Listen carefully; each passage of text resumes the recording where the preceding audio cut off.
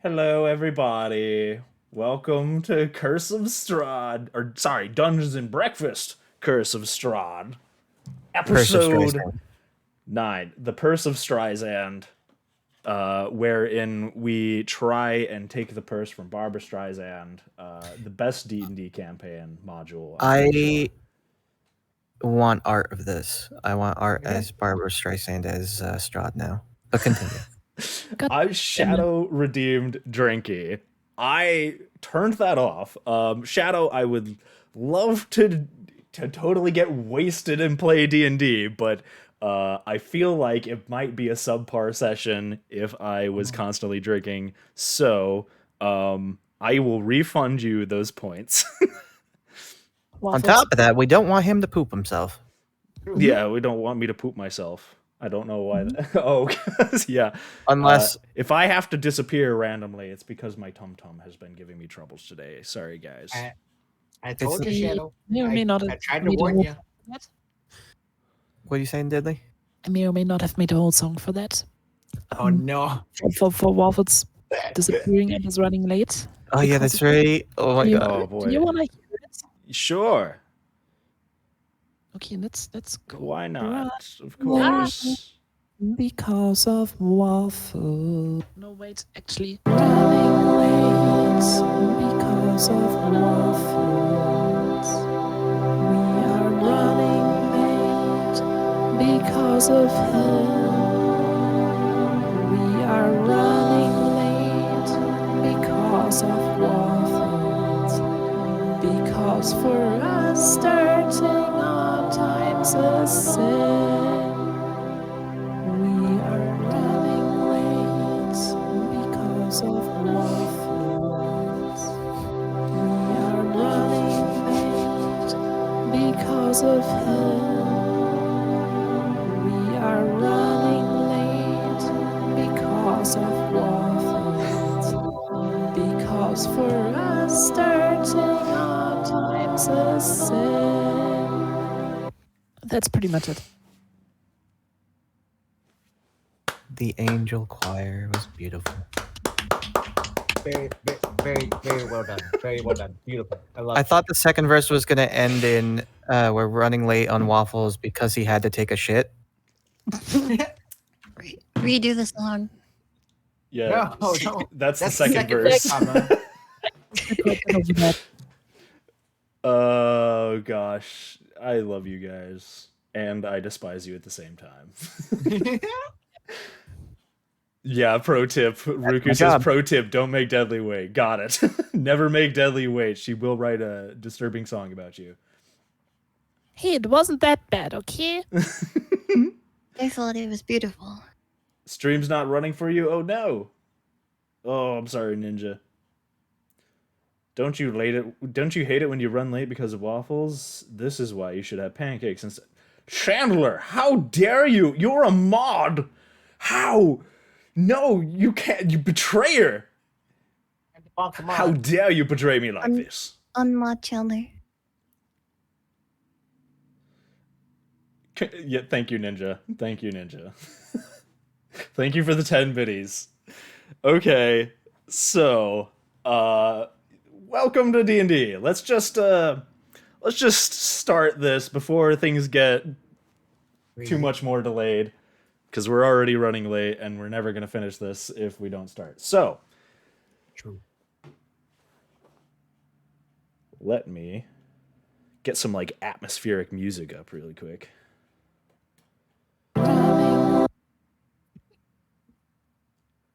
Thank you. Thank you for the atmospheric music.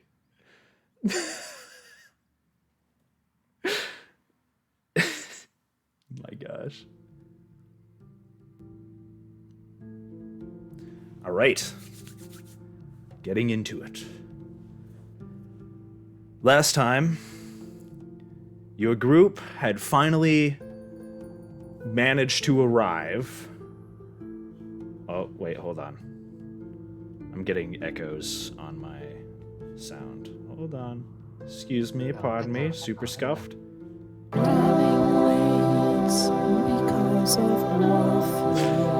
You're not helping! Okay, All right, fine. Getting into it. Last time, your group had finally made it to the small village you had seen off in the distance after you had left Durst Manor. Making your way into the town after escaping a strange undead creature with a very large sword, you arrived to not very welcoming fare. The windows shut. People went inside their homes, locked their doors, and seemed to be avoiding you for the most part. Walking throughout town, you only heard the sounds of doors closing and crying throughout the streets of a wailing voice somewhere in the village. Trying to explore the place, eventually you happened upon a small tavern called the Blood on the Vine Tavern. Inside, you met someone who was actually willing to talk to you in this village, a man named Ismark. He explained that he was the son of the previous burgomeister of the village, and that the burgomeister who ran the place was dead.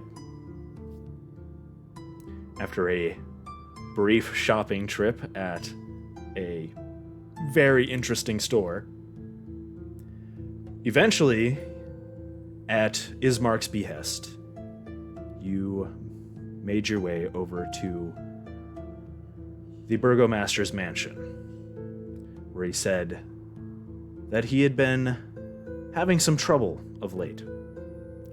It turns out that Ismark's sister, Irina, has been the target of the lord of this land for quite some time. A man named Strahd and his minions had been harrowing the house for several weeks, sieging it, as it were. Irina had spoken to Strahd on several occasions, though her memory of the events were very fuzzy, and she could not recall them clearly. Ismark asked your group to help him carry the dead body of his father to the church, as he was dead and sitting in a coffin in the middle of their house. It turns out he had died of a heart attack several days ago. You guys agreed and brought the body to the church. Whereupon you met a interesting man, Pastor Donovich of the Morning Lord, who seemed to be distracted. He told your group that in order to perform the rites of burial, that you would need to return in the morning.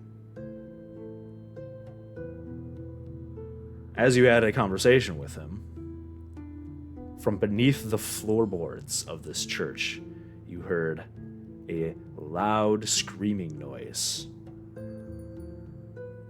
A man of some sort shouting, "Father, I'm hungry!"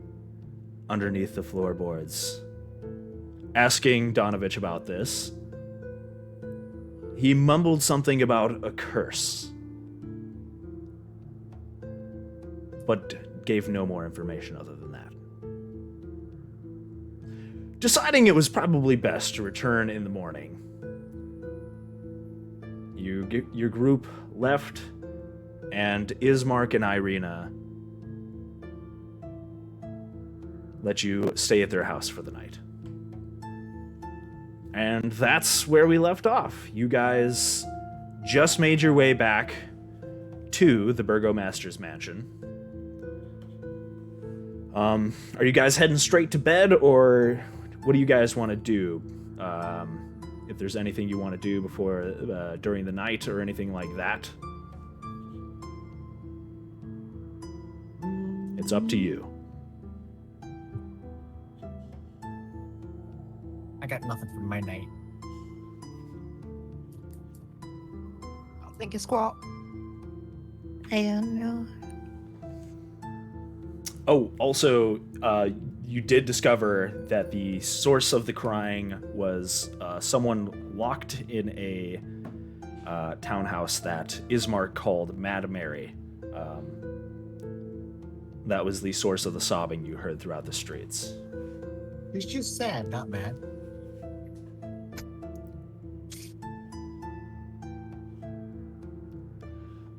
You guys are just going straight to bed then? I am. Yeah, I think so. Yeah. Okay.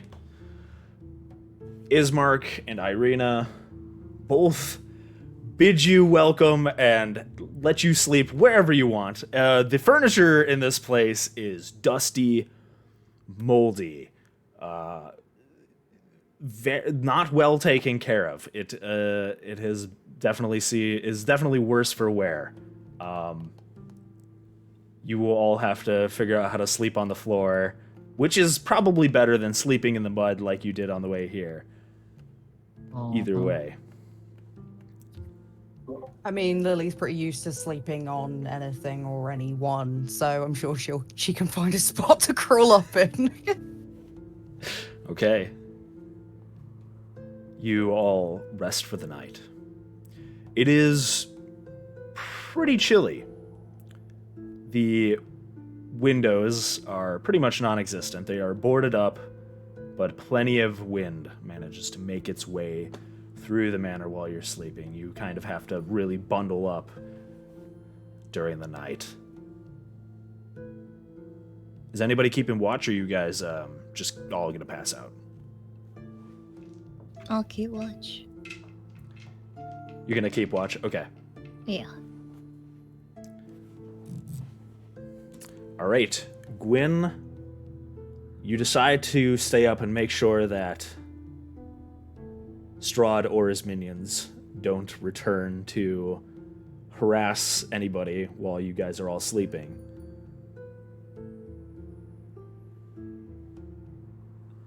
Irina,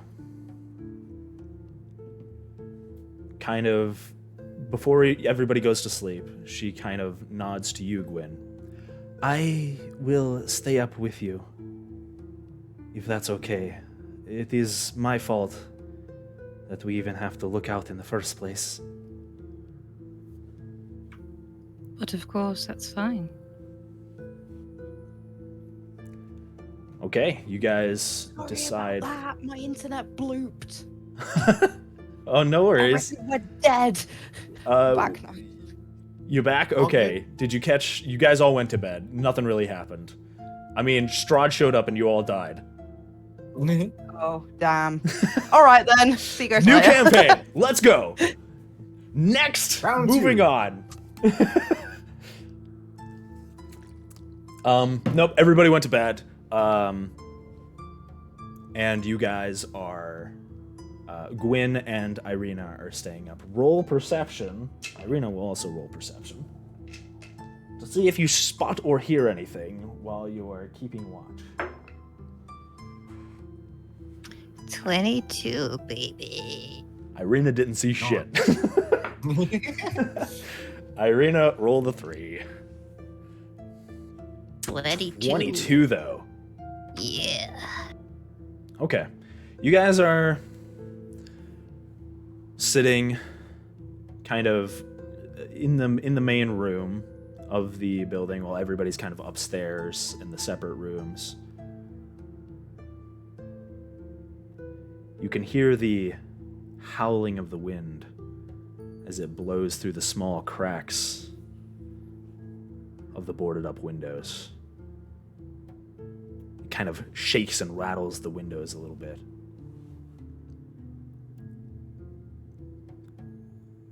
The sky is dark tonight. It is definitely a cloudy sky, as it was raining earlier. The rain seems to have stopped for now,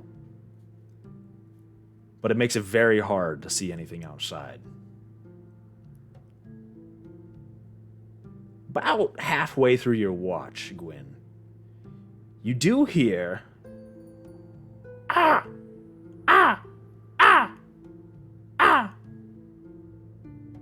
ravens somewhere nearby, outside of the windows, though you can't make out where they are through the boarded up windows.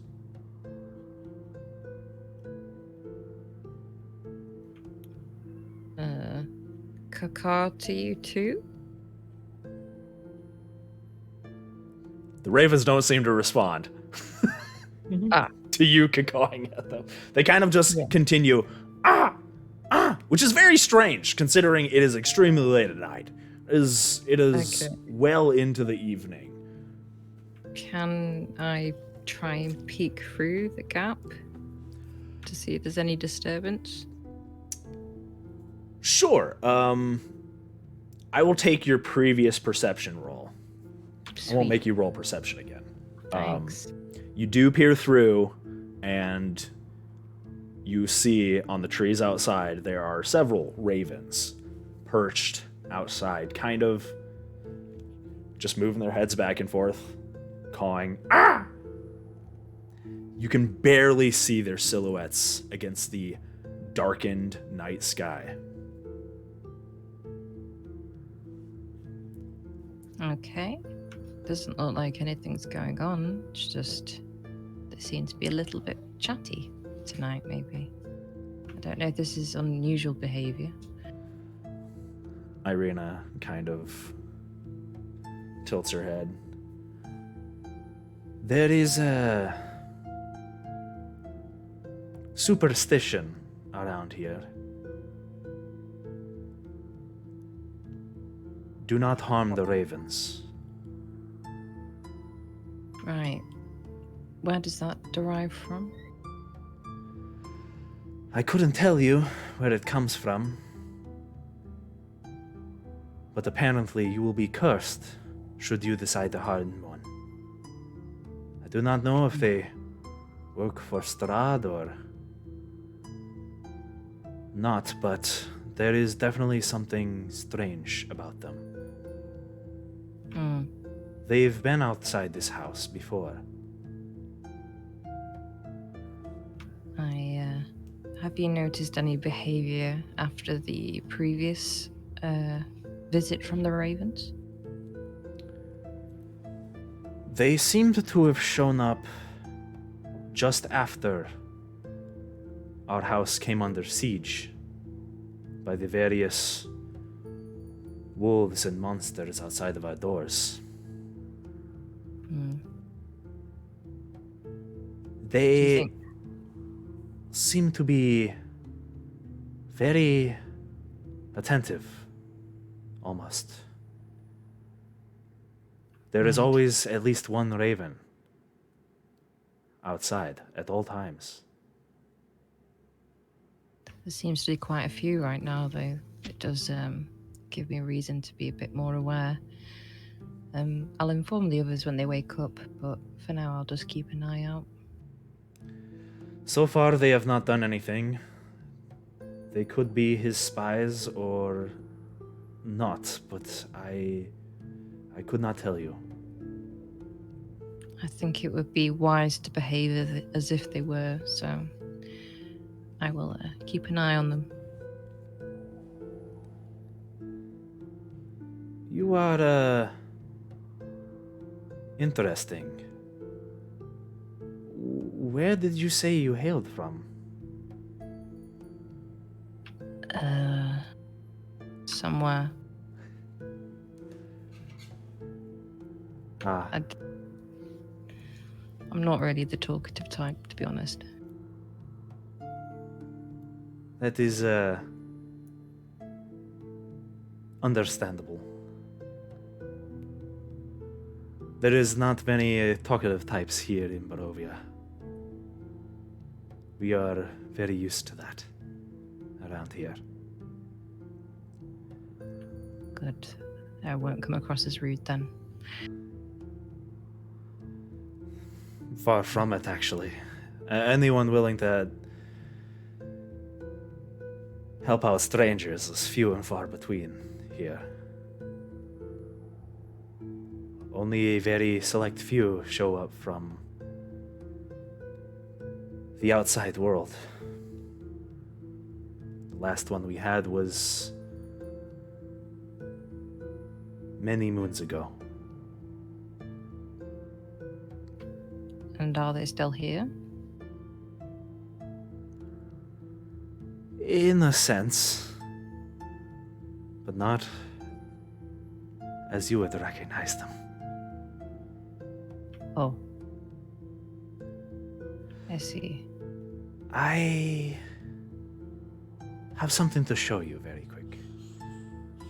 And she beckons you to follow her to the other side of the room, to a window that faces the streets of Barovia.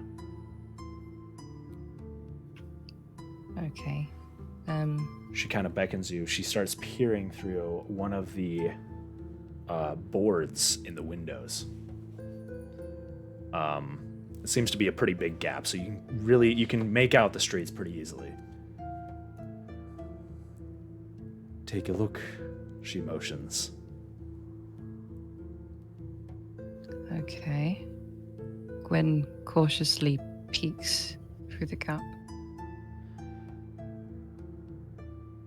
You bend down and peek through the boards of the window. And something catches your eye.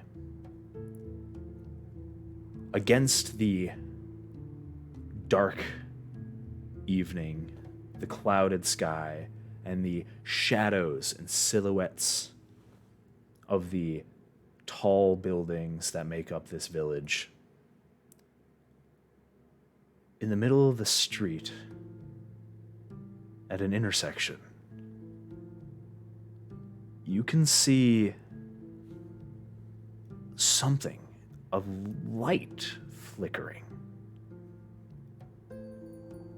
It kind of shines and then fades, and then shines and then fades again. And it seems to be moving. Just behind this, another light shines and then fades. And another one, seemingly in some sort of procession.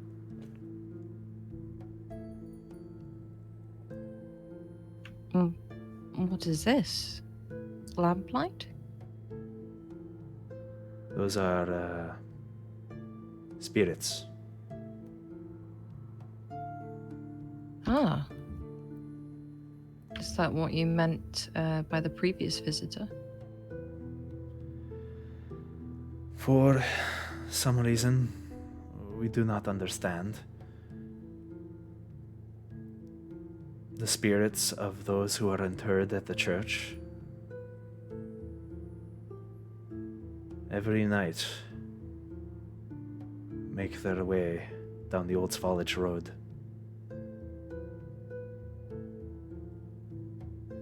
To Castle Ravenloft. She kind of peers up, and you follow her gaze, and you see the massive castle at the top of the cliff face, looming above you against the backdrop of the dark night. Well, has this always happened? Every night when the moon is at its zenith.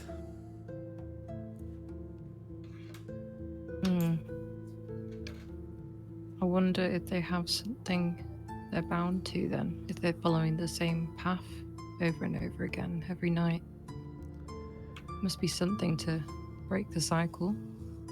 I do not know. Nobody does. Are they harmful spirits? They ignore everyone. They seem to be focused on their destination. We have tried to interact with them to maybe get some answers, but to no avail. I see.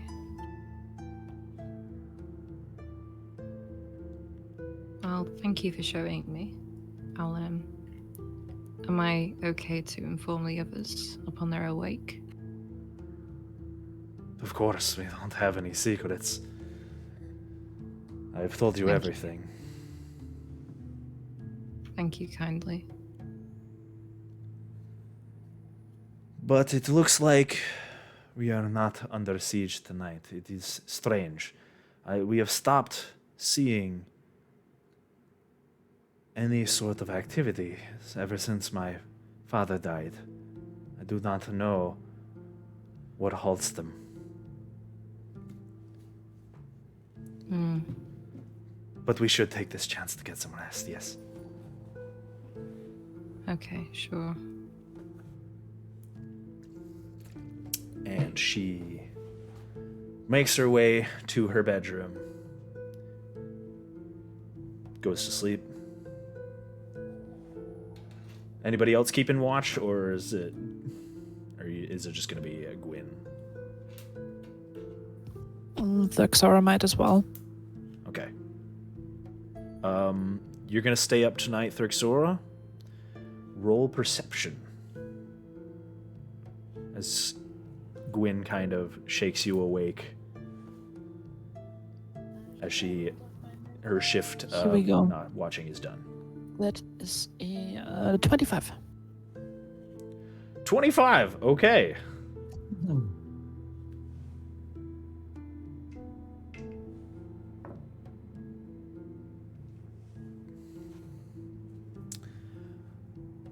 You are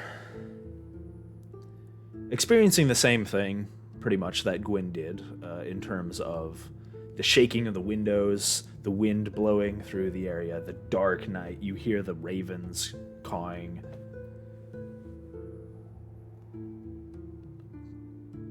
Briefly through the boards of the windows, you think you see a flash of eyes of some sort, catching some unknown light source. You quickly turn your head in this direction, and they vanish into the night just as quickly as they had appeared.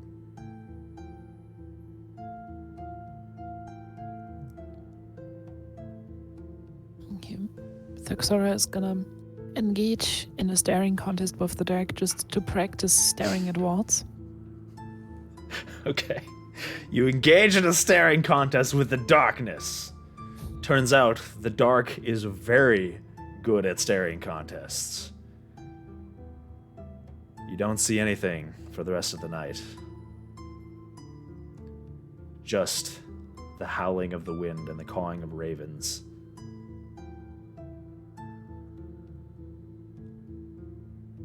And that's pretty much it.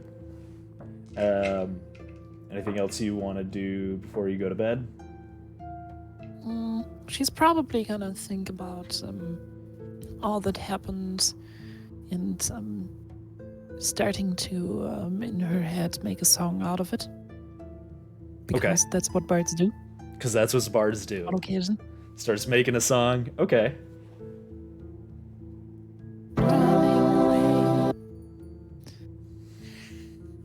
Yep. Beautiful song. Amazing.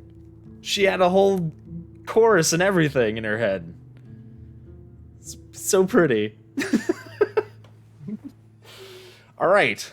Suddenly you're attacked by 20 wolves out of nowhere. No. No, nothing happens the rest of the night. Damn it. And you go to bed with a terrible song in your head. And you think to yourself, man, I should forget that song as fast as possible. Yeah, nothing happens. You guys all wake up to a very quiet morning. The soft cawing of ravens, the clouded sky. There is a very light rain. It seems it has picked up once again.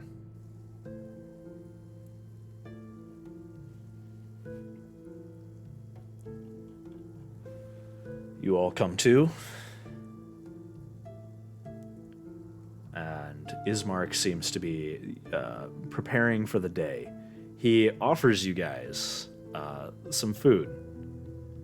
We do not have much, but we would appreciate it if you would have breakfast with us. It is not often we have guests. Sure. Sounds like a good idea to be. All right.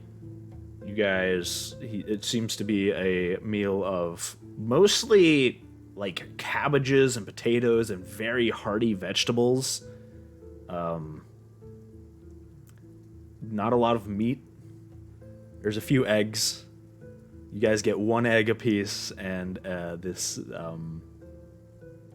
this meal of very, very undercooked, sort of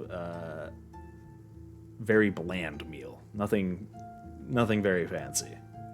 But it's food, and it's better than rations.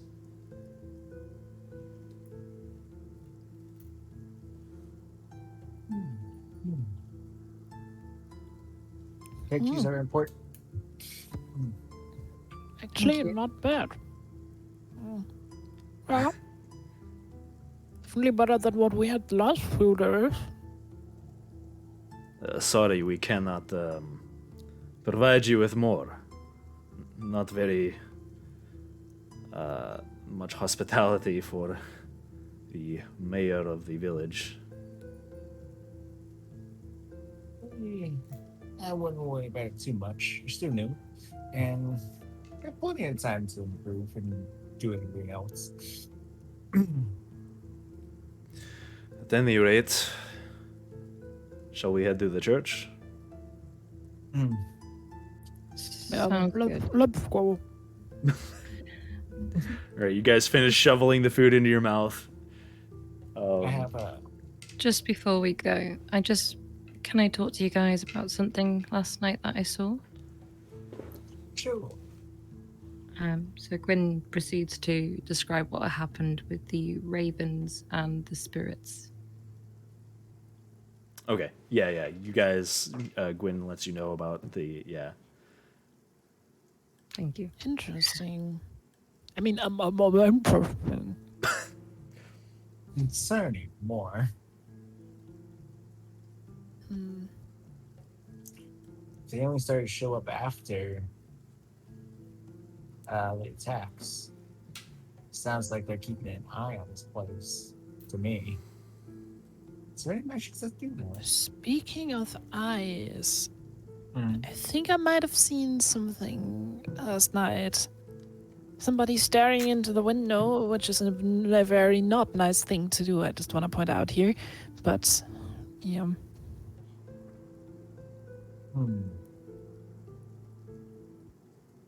Somebody's keeping an eye on this house then. And may not be strong because Strahd would come probably with all of his people, right? Like he has the past few nights. Maybe he just sent somebody to have a look. I don't know. Could be either way. Hmm. Either way, it seems that Oops. people are going to be aware of our presence. Mm-hmm. We should be wary. Let's go help him bury his dead. Yeah. All right, your group begins to make their way towards the church on the other side of town. You guys are down here, and the church is all the way up here on the northern half of the town. Walking outside, kind of cover up a little bit from the rain, pull your cloaks tightly over yourselves. You still hear the wailing throughout the streets of Mad Mary, seemingly from the second story, the second floor of her house. As you pass by, you just hear this sobbing noise.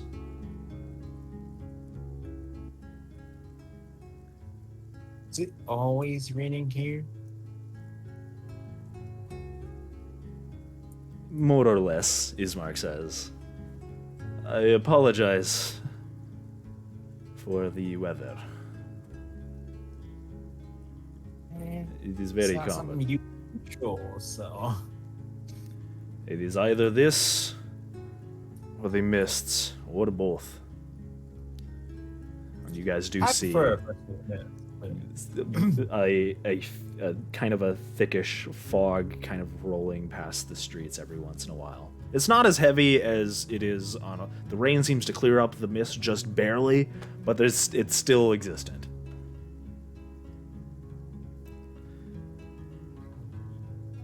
Moving throughout the muddy streets, Ismark kind of brings his hand up for a moment. At the intersection to the road, he looks back and forth and looks to his left.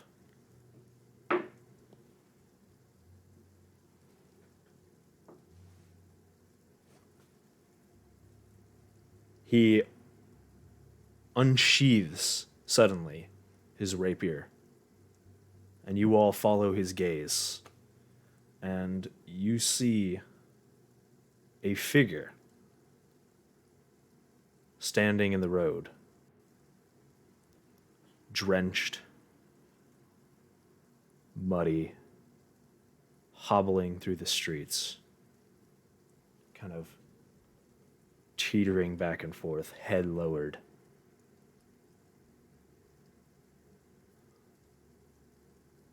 Who goes there? Ismark kind of shouts out to the person.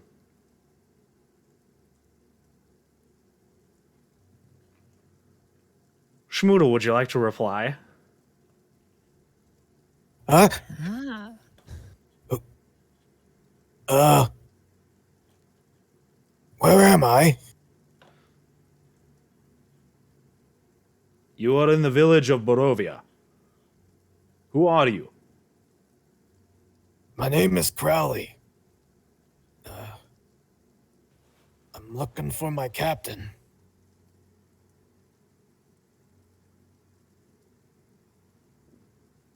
Where do you hail from?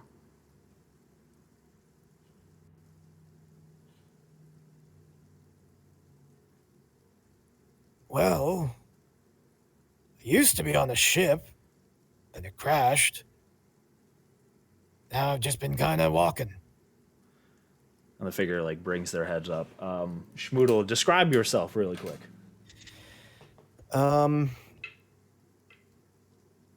Crowley is a younger looking dude. He has like a sleeveless shirt covered in tattoos. He has a scimitar on his hip. His hair is shorter. And while he looks young, you can tell that he's been through shit. He's got, like, he's pretty fit muscle-wise, and he's got scars on his body. but he just seems lost looking. Like he doesn't know what the hell to do anymore. Ismark turns to the rest of the group. I assume he's not a friend of yours. No one that I know.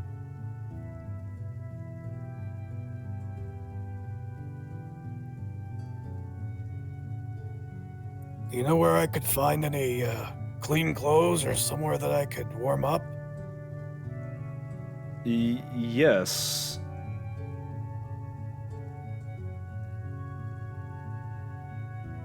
Come with us. I will take you to the inn very briefly. We might have to put a little break on our excursion to the church, if you all don't mind. He kind of turns to your group. Not much of a problem helping out a new person. Very good for a new maid. It is very unusual for us to get so many new people at once. I've never seen so many newcomers in one spot. Well, maybe it's your lucky day. You look sorely in need of new clothes, my friend. Yeah. I had a little fight with an alligator not too long ago. After washing up on the shore, I guess he got pissed that I was in his vicinity. The shore. The only Yeah. shore around here is the banks of the river Ivalis. Yeah. Somehow turned up in the river, and I still... Barovia, you call this place? Yes. Hmm. You are in Barovia. Well, we will hear your story in a more comfortable place. Yeah, I'm fucking freezing. Let's go. I'll take you to the inn.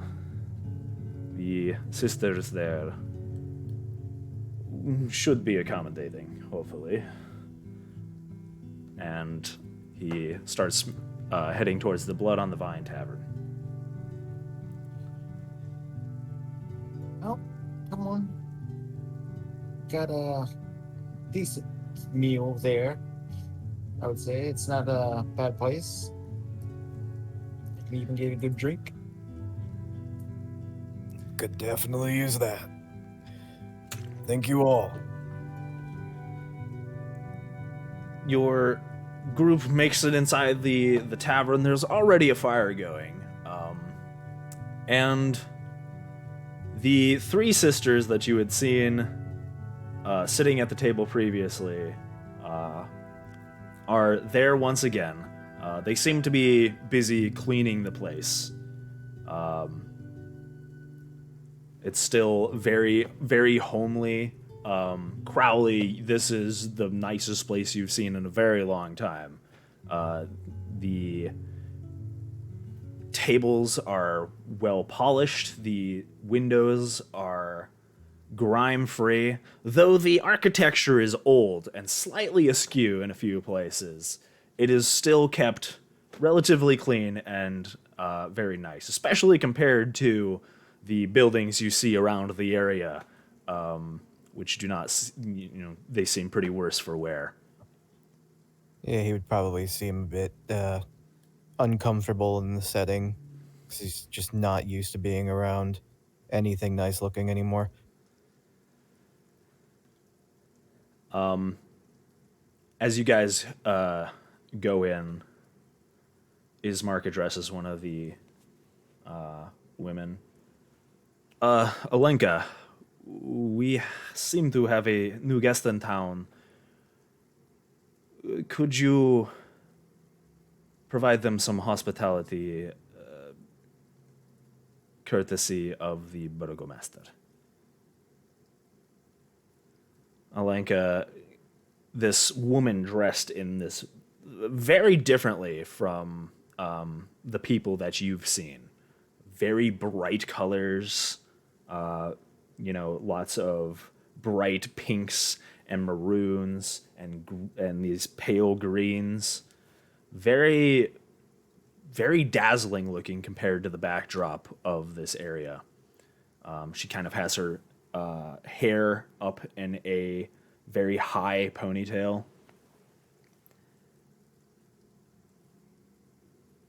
I can do that, yes. We will look after this character. Crowley's the name. Welcome, Crowley. Make yourself at home. She looks very confused and very surprised at all the newcomers in the tavern, which probably doesn't see a lot of business considering the people you've seen in the area. Are they all just broke, or is it just kind of People miserable? don't seem really sociable from what you've seen so far. The few interactions you had on your way here, Crowley, were very brief. They didn't seem to want to have anything to do with anyone, especially from the outside. Is it like you see the two old people kind of shuffling back into their house as soon as they see a stranger type Right, of deal? exactly.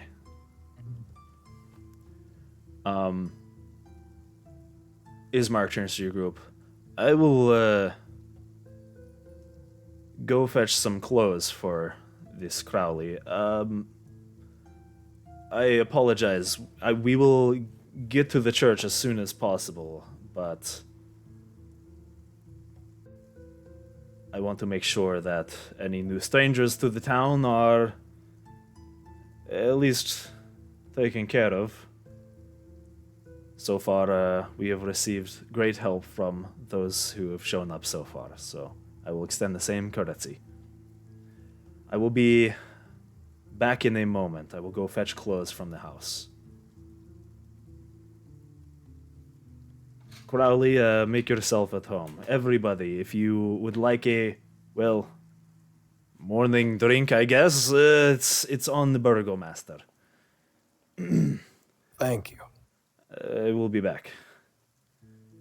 He kind of moves out the door, peering between Crowley and everybody else, kind of not sure what to make of a random new visitor who is as distraught looking as he is, but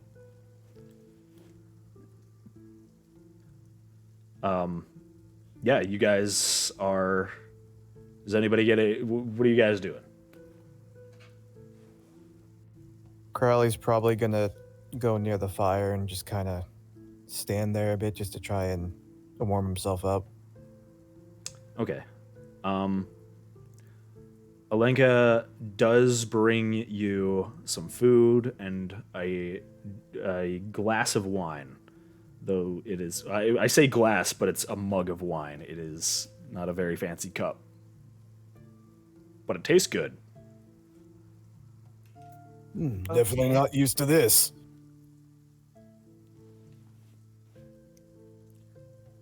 Botak will also sit next to the fire because he hates the rain and doesn't like getting wet. Okay. There's one table that's kind of closer to the fire that is got several chairs to it. So, Crowley, you say you were on a boat? Yes.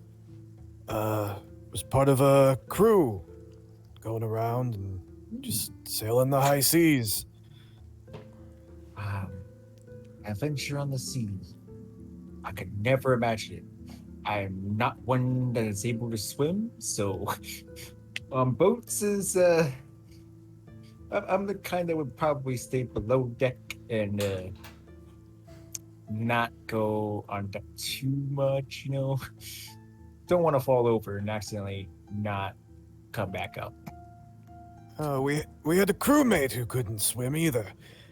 We just strapped a bunch of boards on him when we had to. We had need for him up top. Don't think that worked, though. Oh no. Well, me and my compatriots here are all pretty new to not only this town, but to this entire area. The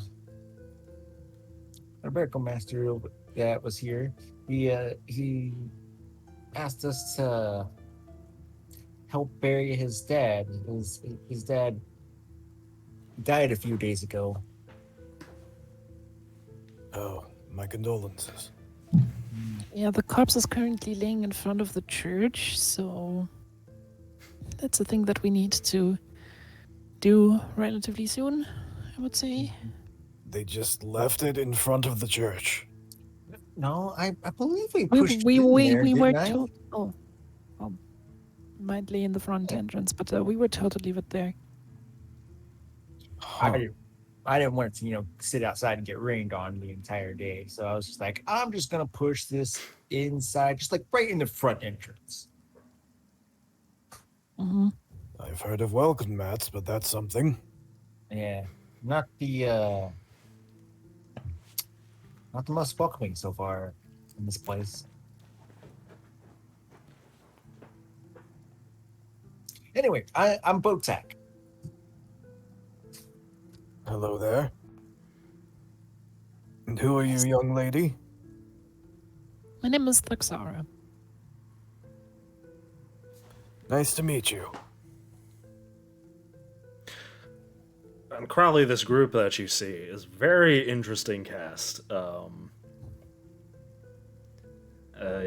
gnome, a dragonborn, an unidentified race, and a human. Typically not a whole big group you see together. So it is very interesting to see. Or, sorry, sorry, not a human, a tiefling, sorry. Just wanted to say, wait, what? Yeah, there's no humans Okay, here. okay. No humans here!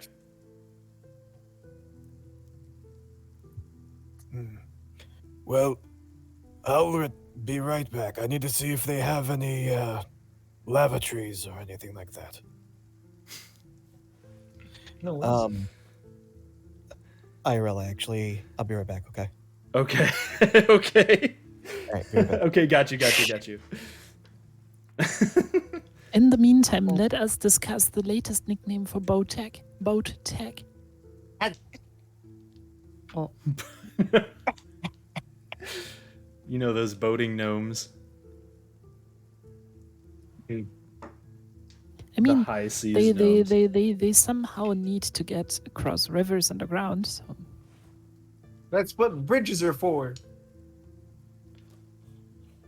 Buenas. God damn it, Sour.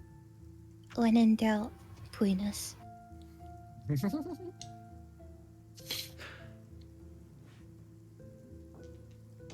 Oh, I know what. Okay. Why Botak though? Botak can't swim.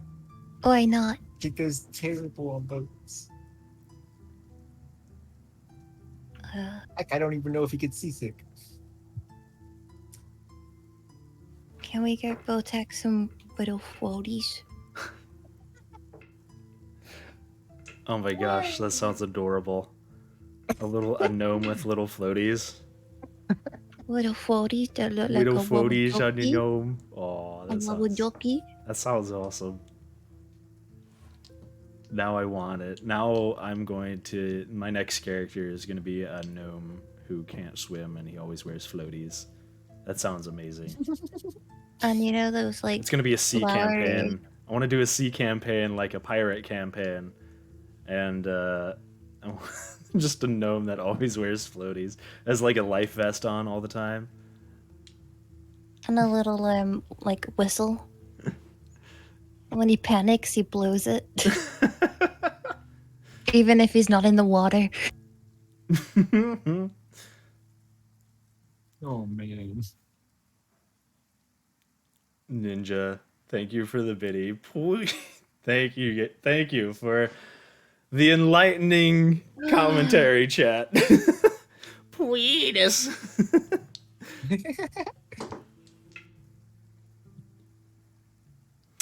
While you guys are in the inn, by the way, you do still hear, considering how close the house is, the echoing of the sobbing of Mad Mary kind of goes through the... It really brings some extra atmosphere to the tavern, let me tell you. Sometimes, Queenies for Daisy. you know, Queen is for Daisy. Thank you guys. Love you maybe guys. You're welcome. Maybe after helping with the burgomaster, we can see what the heck is up with her.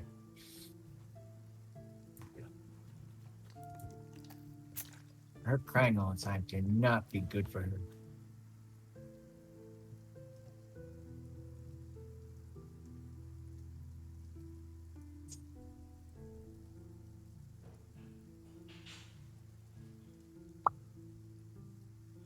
Oh man. Well, what if we now I'm just saying, okay, I'm just saying. Oh. If we do go to her house after helping the burgomaster, okay? The best way to get into her house is a grappling hook through the second floor window. Just saying. So yeet the gnome. Botek, God. if you want to get in there that quickly, I'm sure Guinevere will just lift you up. Yeah, I'll toss you like a salad.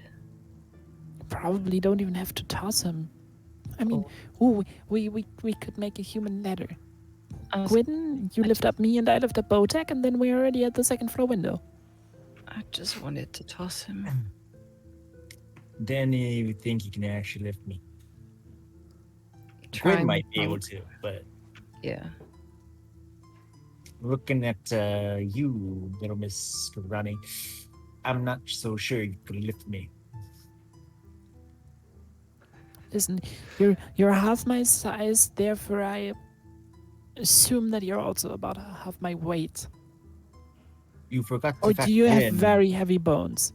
You forgot to factor in my armor. Okay. He does have When some pretty will beefy lift armor. me up, I will put a rope. Then you can climb the rope. Is that better, Mr. Heavy Bones and Armor? Just let me yeet him, please. Gwen, come on.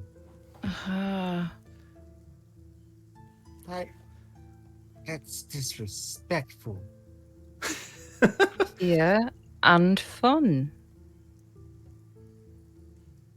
Oh, Schmoodle's gonna be back in like 15 to 20 minutes. Oh boy. Oh boy. Okay. Well, I guess we can take a 15-minute break for a little while if you guys want.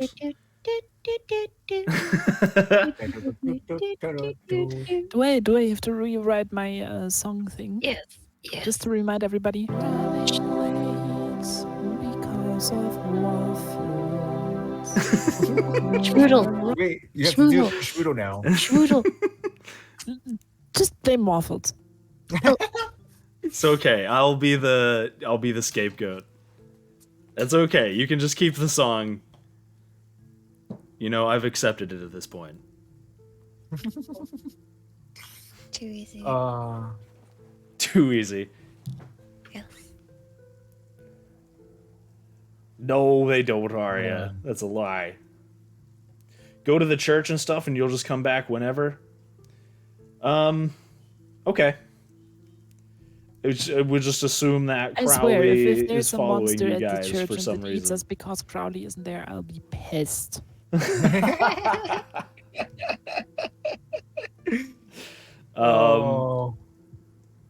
Me too. Okay, so Crowley's gonna decide to accompany you to the church because he's got nothing better to do.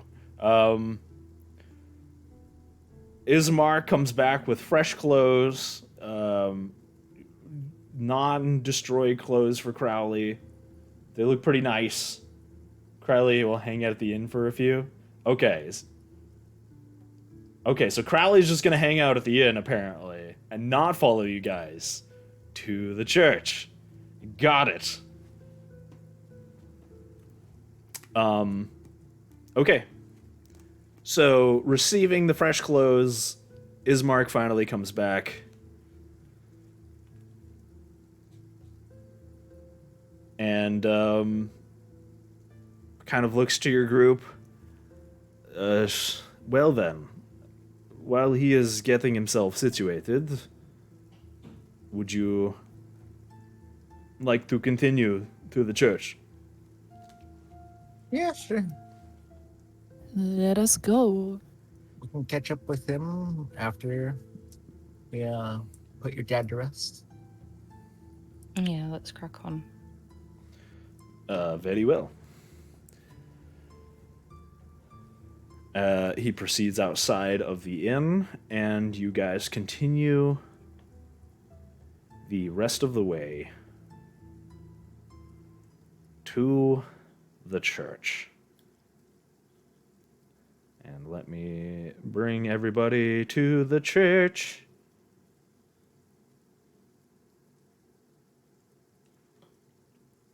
Okay, I think this should be good. Yeah, we'll just keep you guys there like that. Perfect. You arrive at the church. In front of it, the coffin that you had placed down there yesterday, just underneath the awning covering it from the rain. The body of the burgomaster, unburied.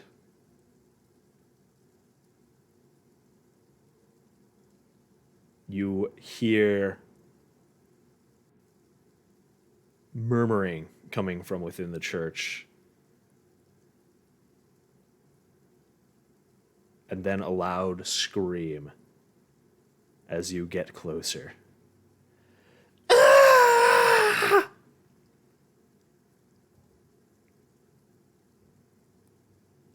Well, someone seems to be in a foul mood. Irina. I guess Irina is also with you. So Irina's also here.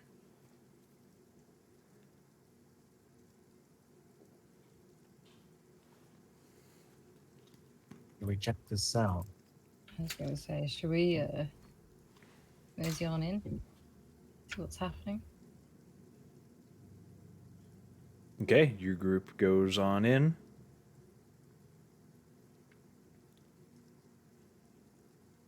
You see in front of you a man kneeling at the altar. The same man, same clothes, same everything, murmuring to himself.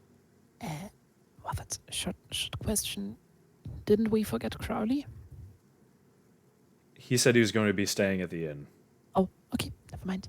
I'm done. Yeah. Sorry. Yeah, Crowley's hanging back at the inn while you guys went to the church. You see kneeling at the altar Donovich, hands folded over it. And let the morning Lord guide his light. Show us the path, morning Lord, to redemption. I see you're back. He peers over his shoulder, though he doesn't make eye contact with you. Yeah, we came back just like we said we would, and we heard her scream. Is everything all right? Scream? Ah, yes. Everything is fine. Well then, do you have the body? Yeah, just right outside. Then we shall perform the rite.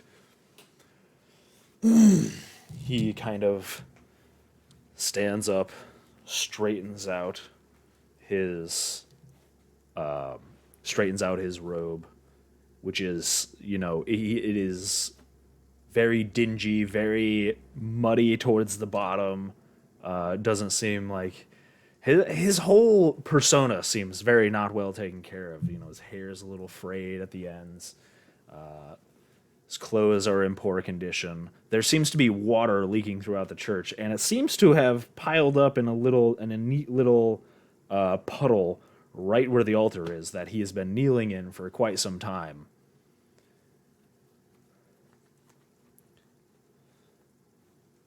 Yeah. Please bring the body to the graveyard.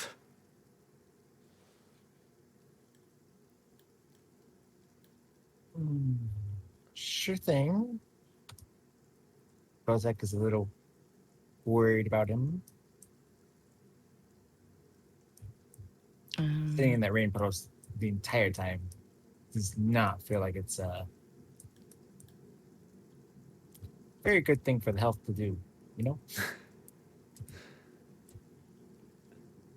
Did you say that out loud? And no, this is his thoughts. Okay.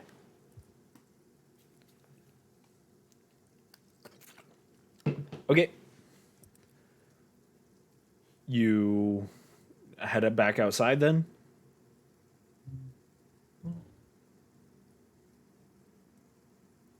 Are you gonna grab the coffin then?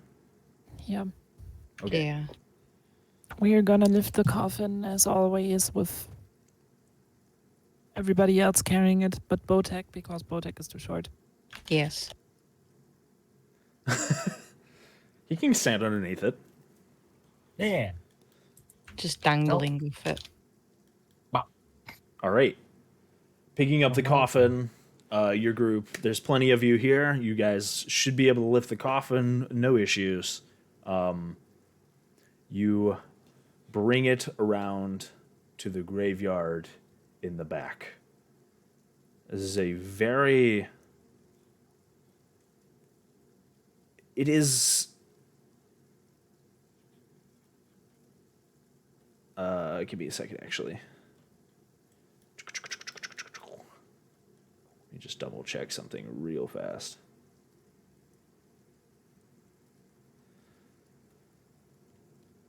Okay. To get there, you pass through this like wrought iron fence with a very rusty gate. And it encloses this rectangular plot of land just behind the dilapidated church, between the church and this massive cliff face that holds the castle on top of it, the castle that is ever present and looming over the town. These tightly packed gravestones are shrouded by this strange fog that kind of lingers, as most of the mist has been blowing past with the little gusts of wind. This fog seems to be lingering over the cemetery.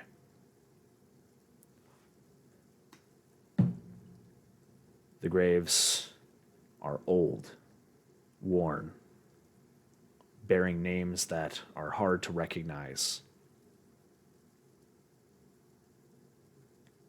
It is extremely quiet. Donovich catches up to your group. This way. And he brings you to a headstone that has no name on it. And a place that is marked via sticks, but no earth is dug up. We will have to dig up the grave.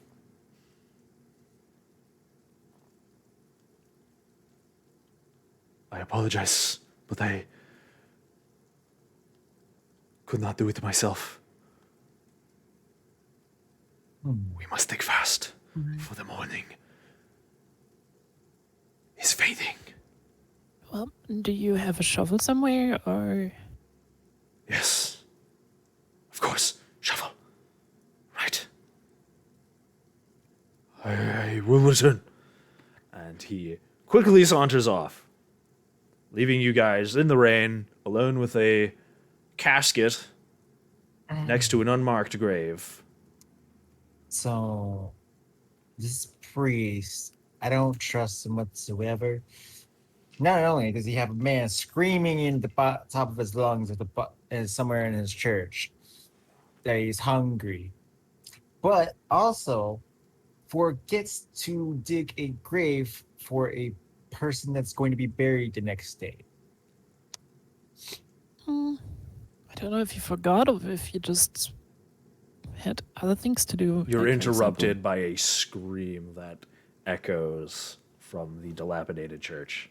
For example, that. Yeah. Wow. Well, anyways, Botek, I'm very excited to see the famous digging skills of the deep gnomes. Are we gonna check out what happened? Did you not hear that? I mean, yeah, we've been hearing it a lot, Quinn. But- The Every father time. said not to worry about it, and quite honestly, I feel like he's hiding something. Exactly. But at the same time, he doesn't want us to go check that out. I must admit, I am also very curious. I wouldn't mind checking it out after we buried your dad, because priorities. And I don't want the priest to be with us, you know. I agree. We are already here. Might as well continue what we've already started. The faster my father is interred into the ground, the better. Fine. At least that is how I feel. Fine. I apologize. It just puts me on edge every time I hear it. Same here, Gwen. Me as well. Same here. Are you sure we are safe, brother? Irina kind of says to Ismark. I would make sure we keep our wits about us. Do not leave your weapons far. Keep eyes peeled. Eventually, Donovich does appear with carrying one shovel with a handle completely broken off of it.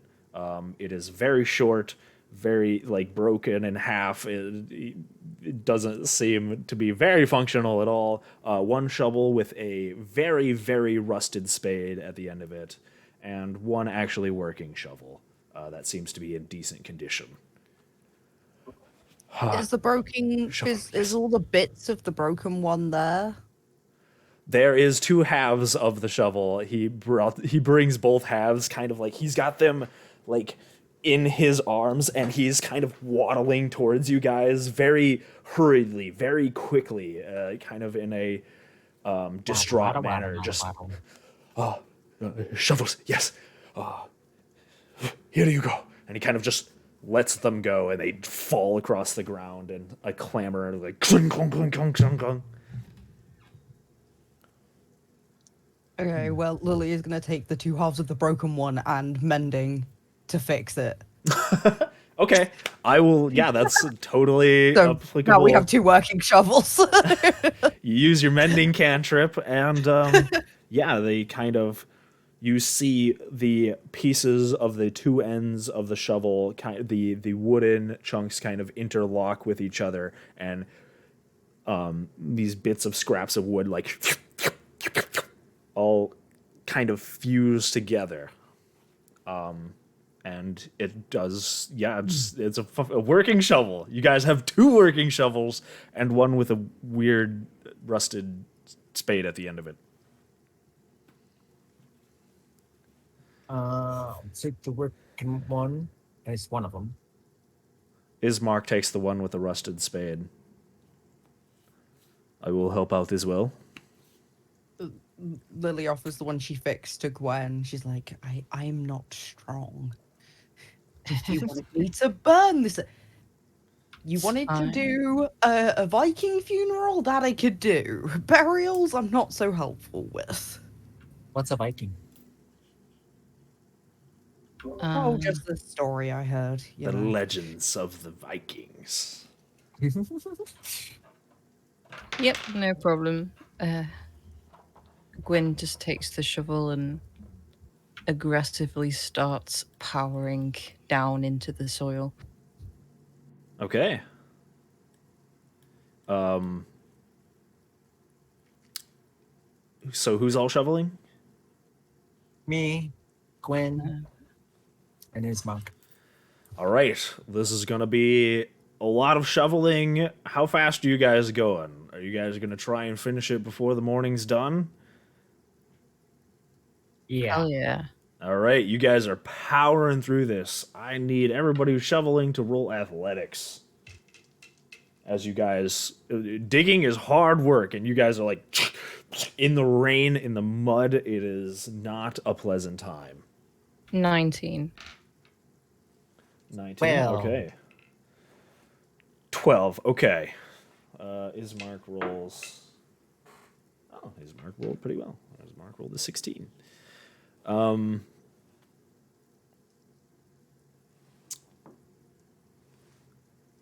Gwen, you're pretty used to physical labor.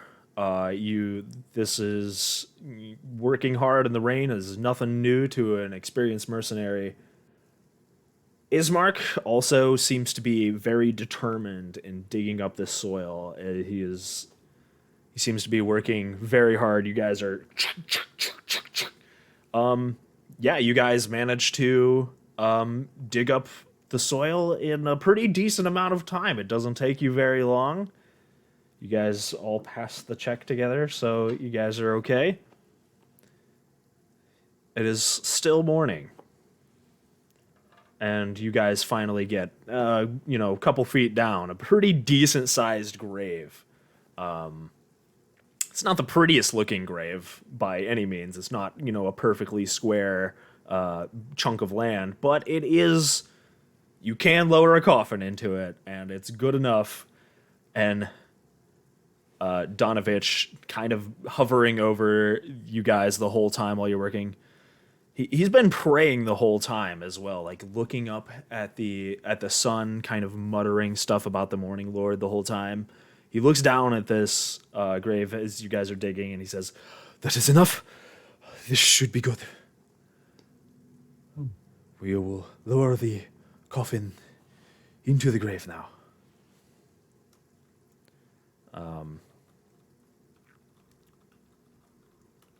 Are you guys gonna grab the coffin? Yep. Yep. Okay. You grab the coffin, as many as you can, and lower it slowly into the grave. Irina, very somber look about her. Ismark, though out of breath, also helps your group.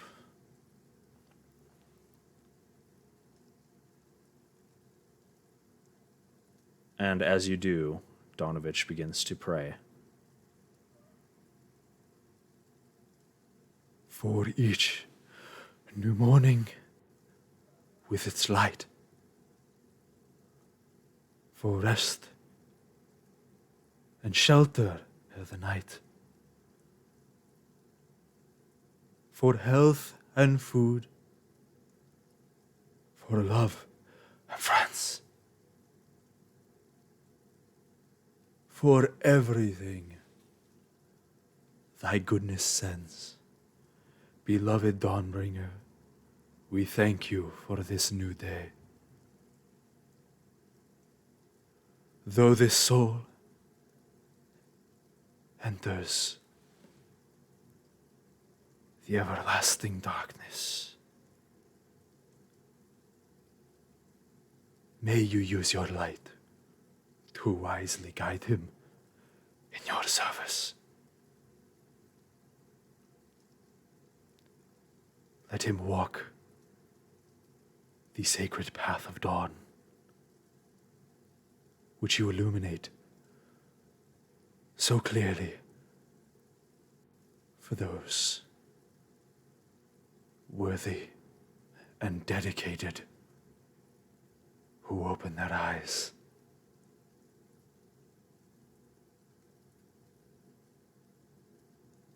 Guide him away from this land. Grant him courage, that his soul may leave this accursed place, as so many cursed souls still linger.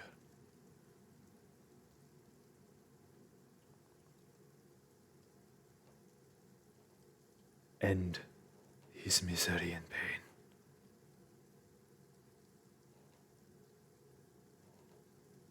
May your dawn shine upon him.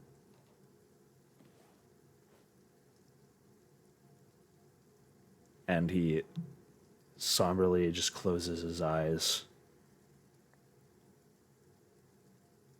and begins mumbling words that you cannot understand. He's kind of this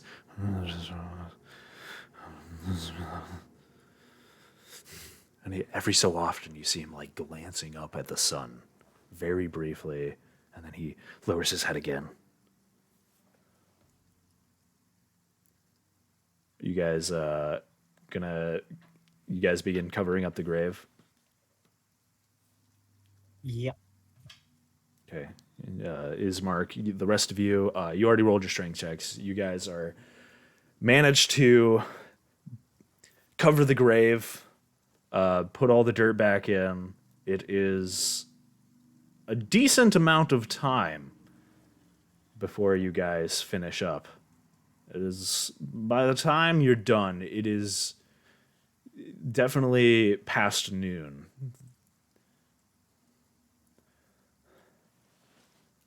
The rite is done.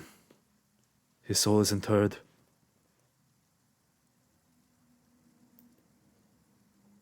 May he rest in peace. My job is done. Let us exit the graveyard. The priest turns around and begins heading back towards the church. Kind of doesn't even look back to make sure you guys are following. He just beelines it for the church. Several times during this prayer, you did hear the muffled screamings coming from the church. Low at times, and very loud in a few others. Though you couldn't make out the words very well. Okay, Ninja, have a good one. Those were some of the ones we could make out. Yes, he said that's what you heard from the screaming. Okay, Ninja. It was so loud you heard it all the way over at the tavern. Okay, Ninja. This place is weird.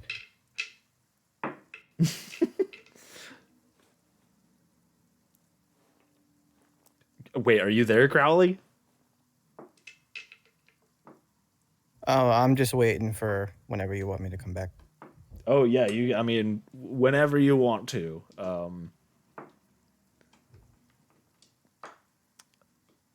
And Yeah. they left him sit at the tavern, and he was never seen again. Can we just say he jumped in? Or he came when they were reburying him Yeah, I mean, yes, towards when the they end? were reburying him, Crowley, you did hear that they were heading towards the church. So you knew that they were here. Okay. And you guys see the. Well, he did have new pants and shirt, but they're already soaking wet in this rain. Then Crowley at the edge of the graveyard. Crowley, you've also heard a strange screaming noise coming from the church as you got closer. Is that normal? From a church? No, not normal. Not any that I've been to. Apparently, it's been happening for a while within this church. Huh. Okay. Yeah, it's put us all on a little bit of on edge. Me, Gwen, and Lily, Threps, we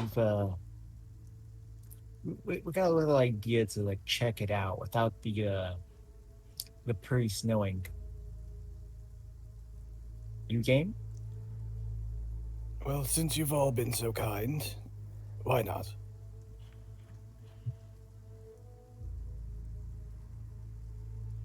All right. Okay. What you guys doing?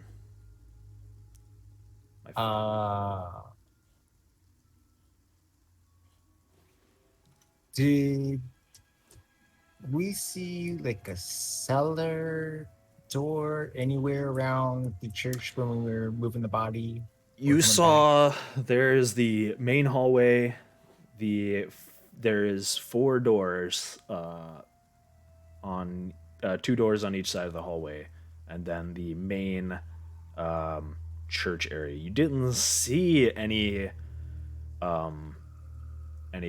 cellars or anything like that around the area. You see some mausoleums in the graveyard. You could check those if you wanted to, or check the church again. It's up to you guys. Well, it's coming from a church, so one of those doors got to lead to where we want to go.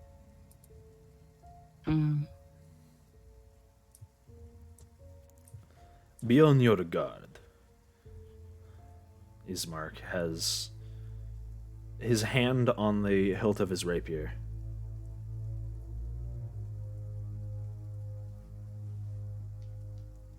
I do not like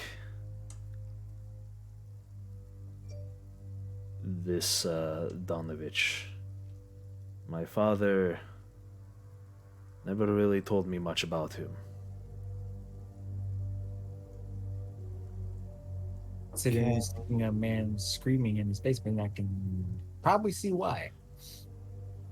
Irina also has her hand on her long sword. Would Crowley be able to see any clues around him, being the fact that he is a former treasure hunter with his crew? Like, would there be anything pointing to where the entrance might be that he could see? I would say your pirating expertise does not really lend you to finding screaming noises in the basements of the places, unfortunately. No, I would say it's not really going to help you out a whole lot here, any more than anybody else would have experience with it. This church is not swimming, therefore it's not your field of I expertise. mean, it is in a little bit of water. It is kind of raining. There's little puddles. Help, I can't swim. Anyway. Approaching the church, the doors are wide open. The rain is leaking in. But Donovich, mumbling to himself at the altar yet again, seems to pay it no mind. Thurxora is gonna stand next to the outside door and basically signals the others to do the same, being like, guys, I have an idea. Um,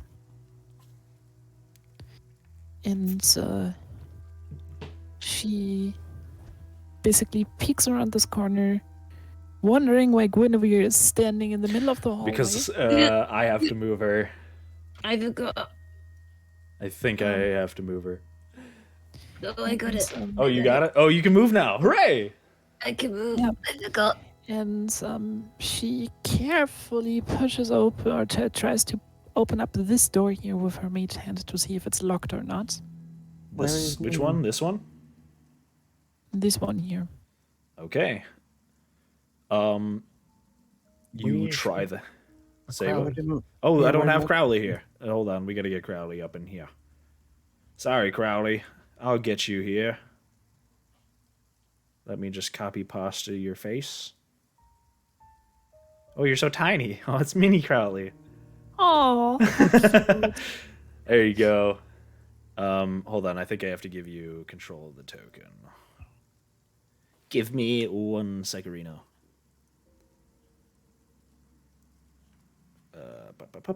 Controlled by Schmoodle. There you go. You should be able to control it now. There you go. You see Crowley pacing around in circles for no reason. So yeah, I'm gonna All right. push mage hand, or I'm gonna mage hand open this door if it's unlocked. You try the door with your mage hand. It does seem to be unlocked to the door. This door seems to be slightly splintered. It is worse for wear. It kind of almost hangs on the hinges. And it opens up.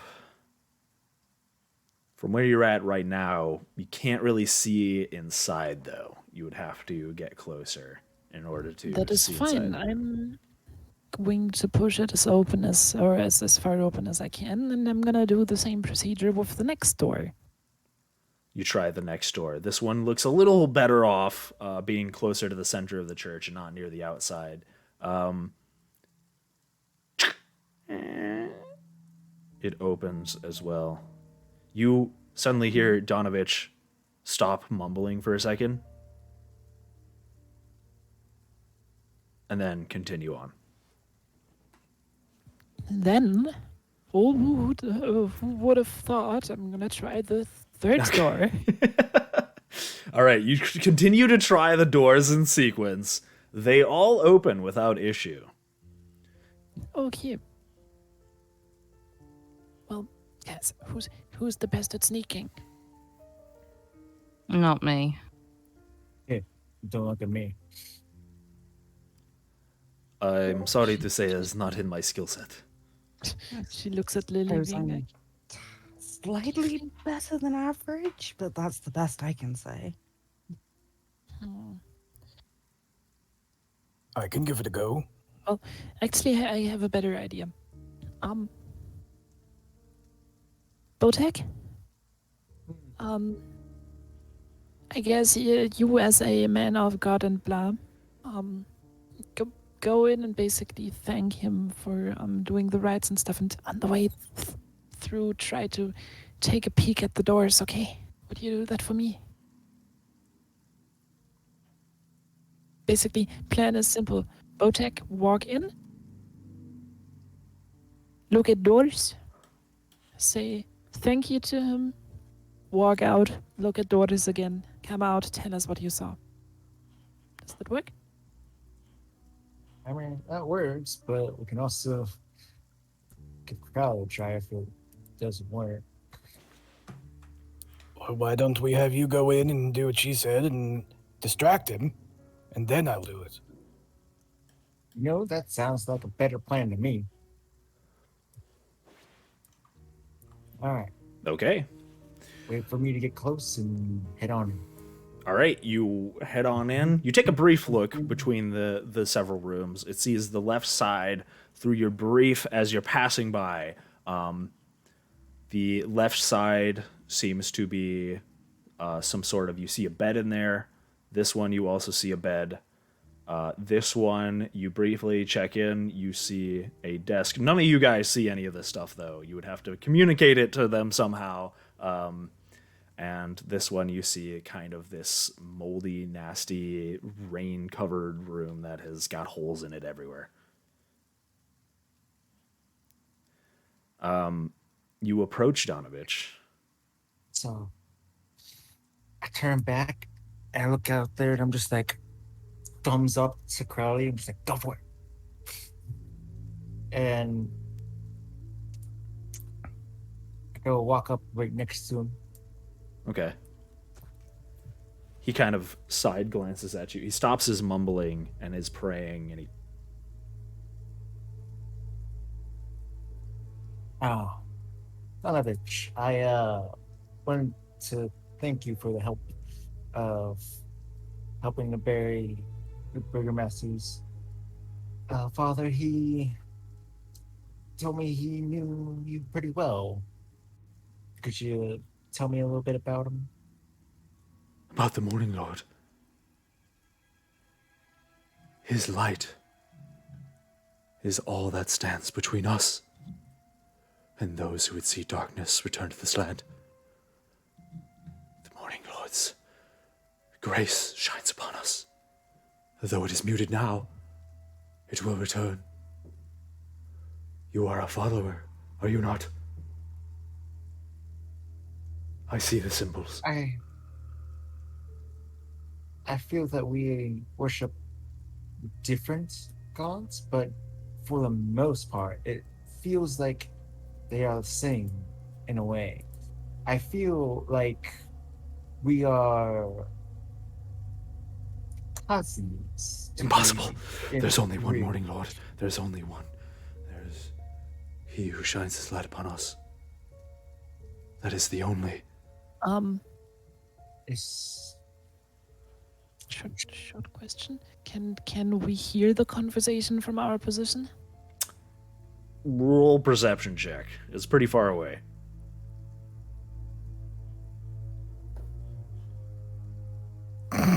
A 19. 19. Oh, three. Oh, I got an 8. Never mind. Still garbage though. I got 18. Even with those high rolls, I'm going to say it's too far away for you guys to really hear. Oh, I wanted to make a funny comment about Botek starting a holy war here.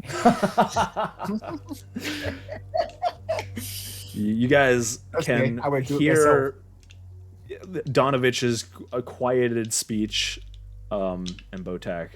You guys see pretty easily that Botak is distracting Donovich at the moment. Botak, roll persuasion to see how much you capture Donovich's attention. one of my very good skills. Horror. Oh, it actually is a good skill.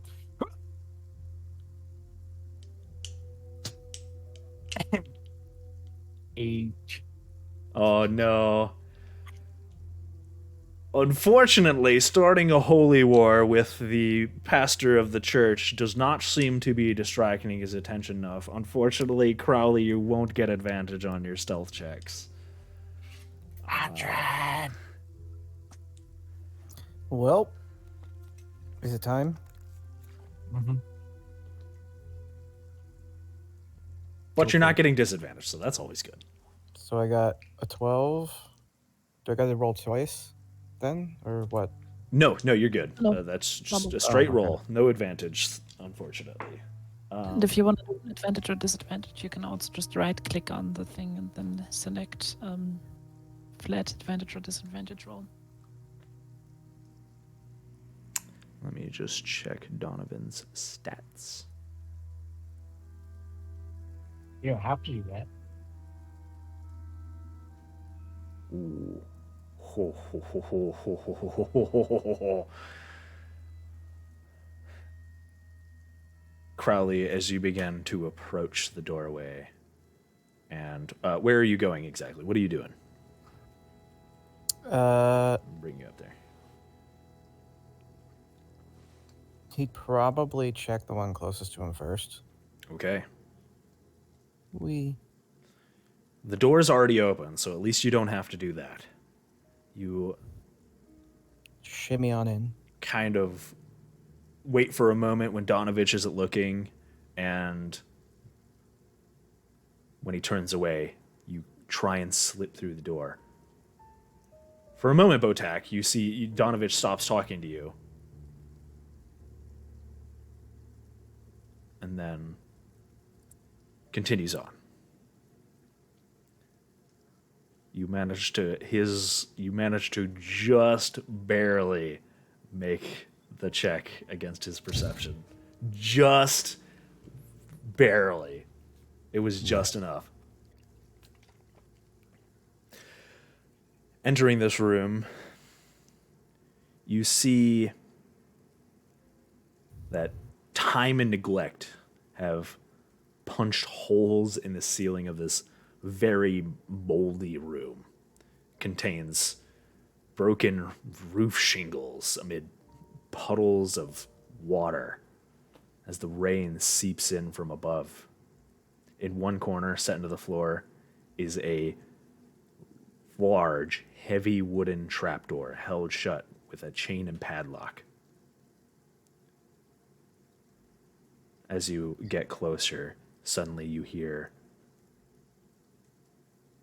the screams of anguish pierce through the wood of this trapdoor. Father! I'm hungry!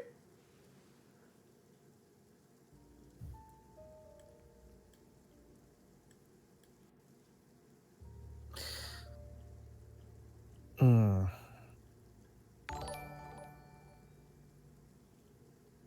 Hey, Slots, thank you for the raid. Can... Hope you're doing good. How tightly shut is it? Like, could he crack it open a tiny bit to get a peer inside, or is it like there's no way to shimmy it? You go to try and pull it open with this heavy chain and padlock over it and see if you could, like, just barely peer inside. Yeah, just to get a peek. You try to pull it up. It doesn't seem to be... It seems to not have any room for give. It is very heavily locked and shut tightly. All right. In fact, you kind of try to, like, jiggle the door even with the padlock over it, and it doesn't seem to actually, like... The chains don't seem to be giving way or stopping it. It seems to be almost, like, stuck in its frame. Unable to move at all. Oh, so the frame itself is holding the door? Yeah. So even if I got the lock off, I'd really have to yank? Mm-hmm. You would surmise, yeah.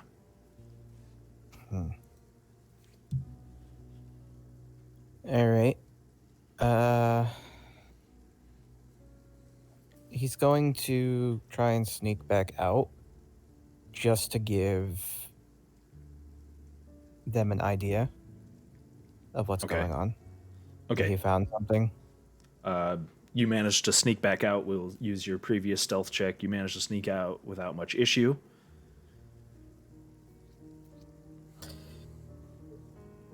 Okay, so I found a hatch that's chained up. The actual door seems jammed, so even if we got the padlock off that's on it, would not be able to get in there, but I'm pretty sure that's where the screams are coming from. Wood burns, right? I can burn it open. At the risk of burning the whole thing down, though? Eh. It is extremely wet as well. There's rain and water covering that whole room. If you can get it to light. And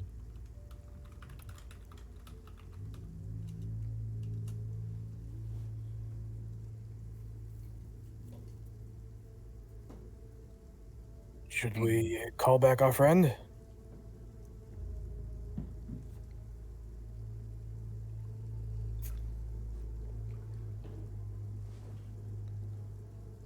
I mean, he seems to be doing right in there, so.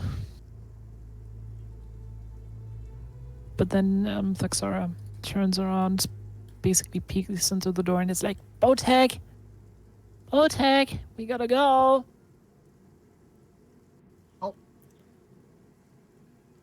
Donovich turns around, looks at your group for a moment.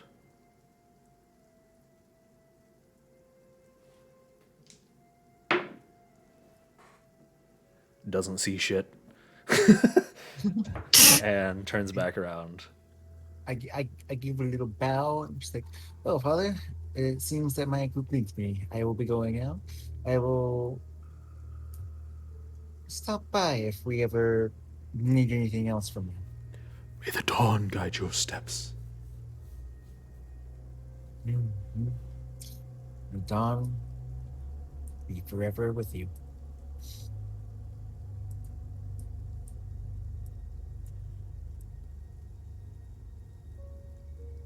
Okay, you return back, passing by the rooms again.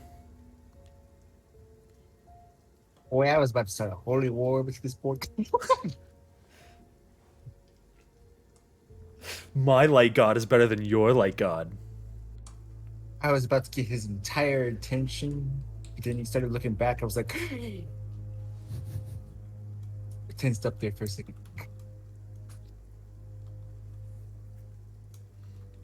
So, what'd you guys find? Well, I saw a trapdoor that's covered in a chain that seems jammed in its frame. Right. It's also wet and gross in that room, but I'm pretty sure that's where the screaming is coming from, and whoever it is hungry. Yep, that's what. Well, that sounds exactly like what we heard yesterday. And looks to Lily and is like, that means probably not gonna light that thing on fire. She just shrugs. Well, I'm useless then. Yell me when you need me. Should we just beat the shit out of the guy? He's obviously holding someone under there. We could.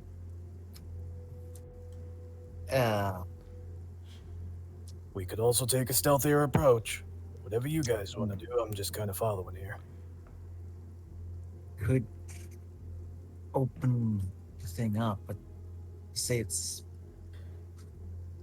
We're gonna need locked. a lot to pry it open. Even if we get the lock off, which I may be able to do, it's gonna be a bit. Require some bolt work. Probably me and Gwen could probably do it. Me. But Yeah. a crowbar, use that. Could help. The question is just if we decide to break open that thing, the trapdoor, what are we going to do about our priest that is probably going to become very angry at us if he notices that we're, demolishing this wreck of a church even further? Perhaps we can distract him with a trip to the graveyard? We think of a reason to take him outside, and then some of them can proceed to open the trapdoor. Quite possible we could do that. It's not a bad idea at all. And we know, I don't know. Maybe someone who has had a spiritual talk with their His mom. said father could maybe do it. I don't feel a very good connection with him. Because when my place of worship does a rite for somebody, they usually have the grave dug up and buried and is ready to accept them. And also says different things than what he has said. Maybe you we're could debate this kinda the same, outside. but you, Oh, I don't think okay, that's I'm gonna sick of work. this. Lily just walks straight in, Okay. and she is going to attempt to use charm person because she's sick of this shit. Okay. Thuxora is gonna follow just in case, because she also has a plan. In case Lily's plan goes wrong. All right. What's the Protect DC is on charm person? Protect is like, what are you guys doing? What's the plan? 13. What's going on? Wisdom check against 13. Crowley's like, I like those two.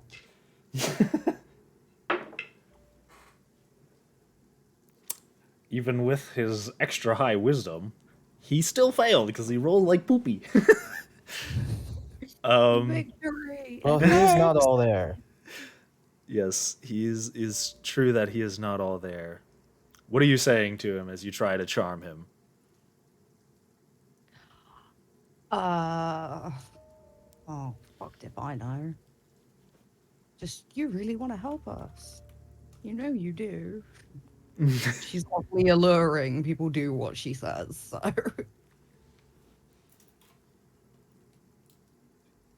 No, Yes, of course. I would love to help you. What do you need help Yes. with? yes, and you're going to do so without resistance, of course, yes. Of course, of course. So, tell me about the trapdoor. You mustn't open it. Why Do not open it. He is down there. I haven't let him out in years. Who is he? You will unleash him. A cursed soul. Why is he saying he's hungry?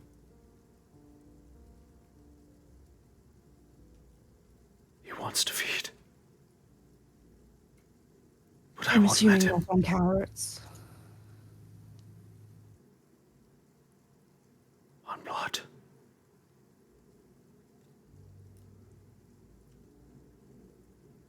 Lily just looks at Zora. She's like, hmm.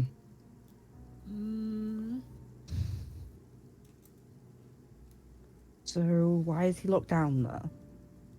I cannot let him out. I cannot let him into the world. Why not kill him? The Morning Lord will save us. Will return him to normal. How? I pray for a way, but the Morning Lord shows me not his grace. Quite mad, I fear.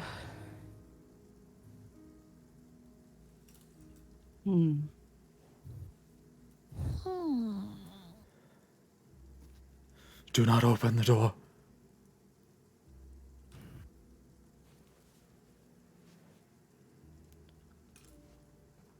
I'm pretty sure we're going to open the door. Where is the keys for it? How do we do so? Yeah, indeed. Of course I keep them in my desk, but I've never used them. But to keep it tight and shut.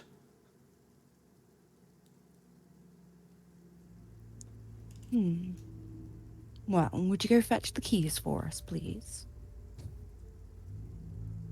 I will, but you mustn't use them.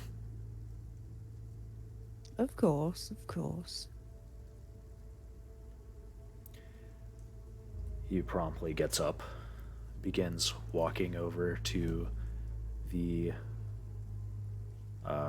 second door on the right that you guys had seen.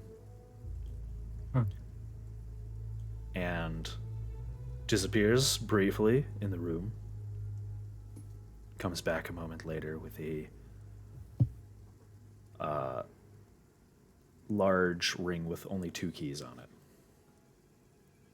He holds one specific large key out to you. This is it, but do not use it for your own safety. Is the key to the main doors? Yes. She takes the keys from him and she looks at him and she says, leave and go to the inn. Stay there for a few hours. Do not return until you hear from us. But what do I do if the Morning Lord can't hear my prayers? Oh, I am certain the Morning Lord can hear your prayers no matter where you are.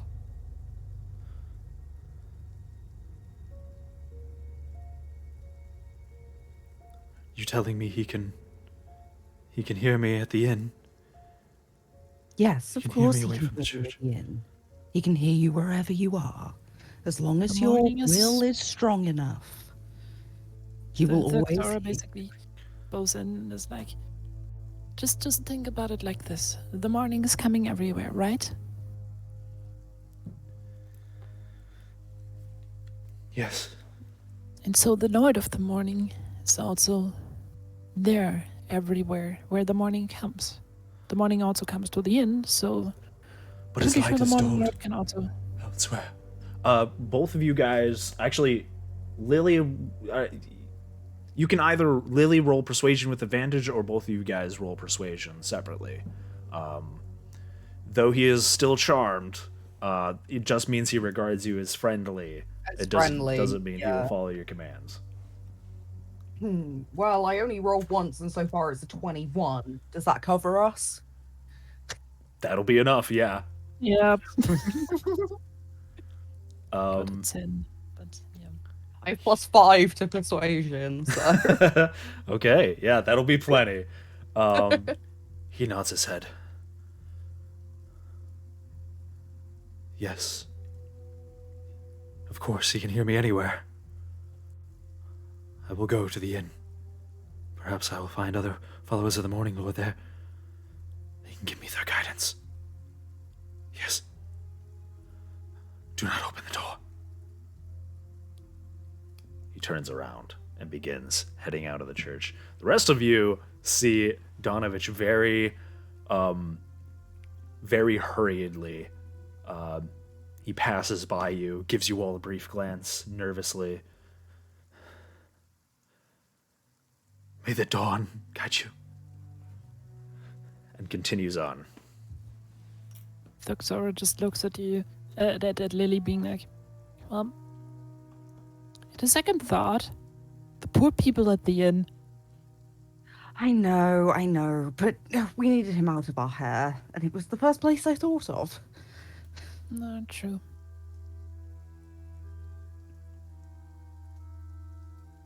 They just kind of like look out at the doors and like usher everyone in.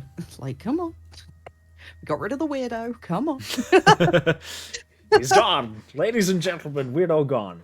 At this point, you do hear another scream.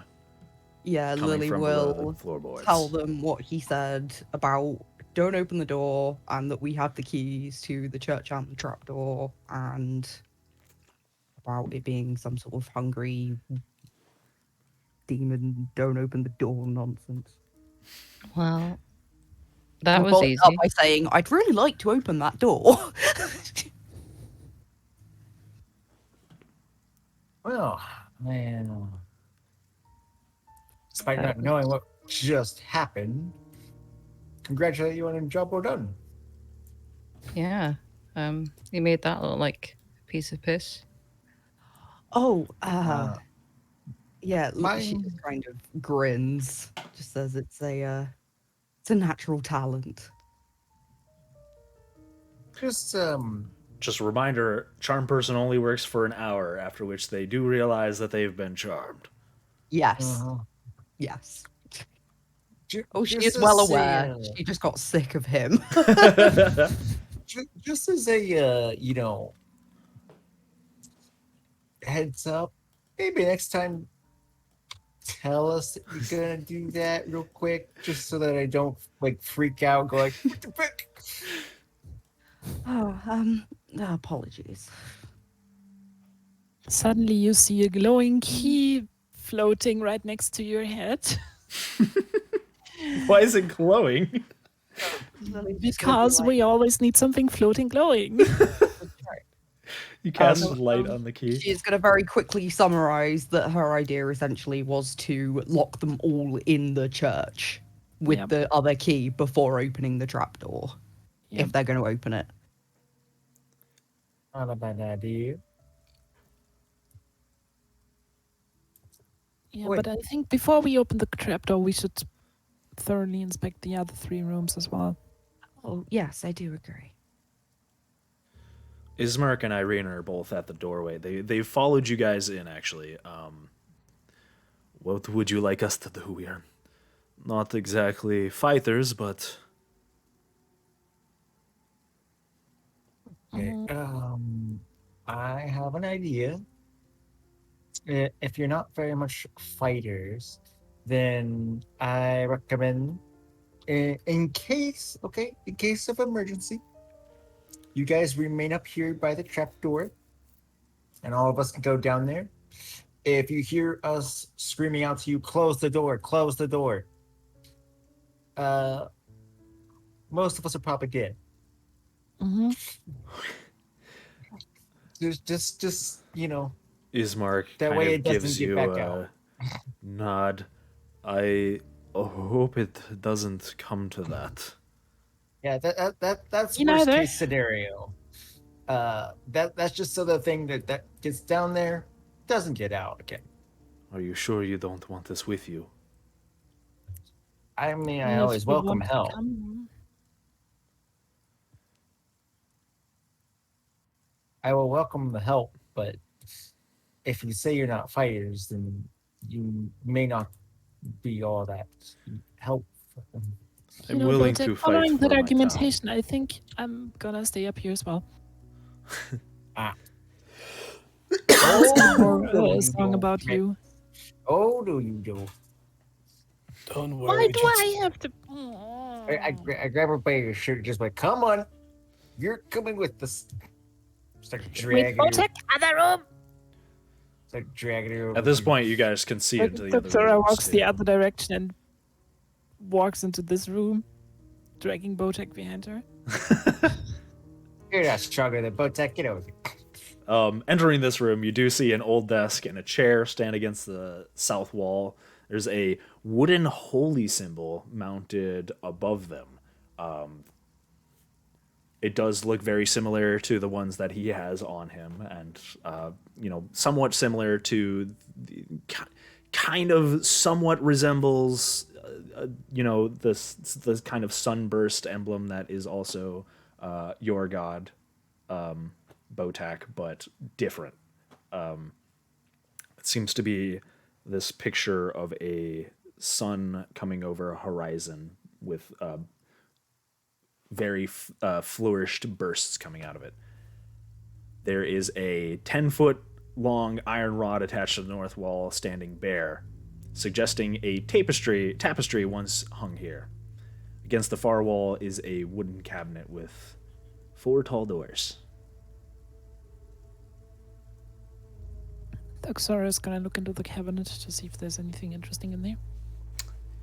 You open the cabinet and check inside. It contains very little. There's a tinderbox, few wooden boxes. Checking them, you see that they're full of candles, and 2 very well-used looking books. Reading their bindings, you see they are Hymns to the Dawn and The Blade of Truth, the uses of logic in the war against diabolist heresies, as fought by the Omst Inquisition. Hey, Botek. I think I found a lecture for you. Did you ever want to know what to do with heretics? I don't think you want me to know that. She turns to him. What Oh, do you call us, sorry. heretics? No. Sorry, I didn't have the room revealed. My bad. There we go. She looks at Lily, being like, Lily, book. Lily, book. Do you think? Looks No. and sees that it's the Inquisition is like, burn it.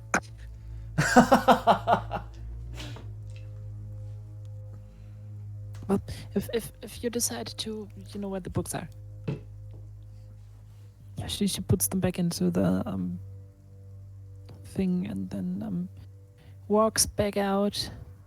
For once, not stepping over Botek, but squeezing past him, having a look in the other room. The other room. You enter the room to see it's a dirty room with a wooden bed with a straw-filled mattress, next to which rests a small table with an oil lamp burning brightly on it. Again, you see the holy sun symbol hanging above the bed. Other than that, not much in this room. Can Crowley take the oil lamp? Yeah. Okay. All right, you grab the oil lamp, brightly lit. Now you have a glowing key and an oil lamp, guys. How big is the sun symbol? Pretty large. It is, I mean, not huge. Just imagine like a crucifix you'd see hanging on the wall of a house. Is it larger than 10 feet in any dimension? It is not larger than 10 feet. It is Okay. not massive. Thuxara is gonna remember that. Okay. And then gonna make her way over to the last room. Roll 20 is being stupid again. Jackpot. Yep. All right, roll 20. Thank you. You see a dirty, lightless room that also has a wooden bed with another straw-filled mattress. It is old and unused. The bed is moldy. There is another holy symbol hanging above this one, but it is almost fallen off of the wall.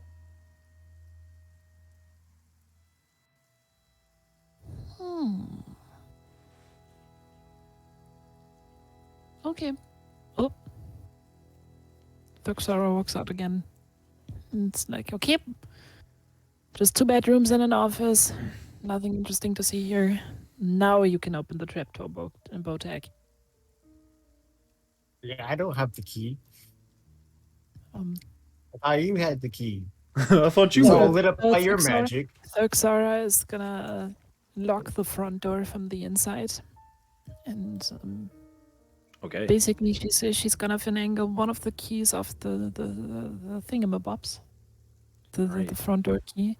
And leaves it in the keyhole. Looking at the others, being like, just in case we need to get out of this room quickly. And then hands the other key over to Botek. Okay.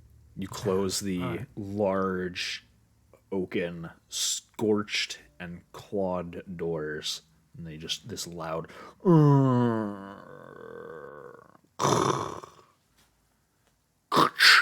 You lock it. Bismarck, Irina, if you want to come down with us, you're more than welcome to. But if you want to stay up here, I don't.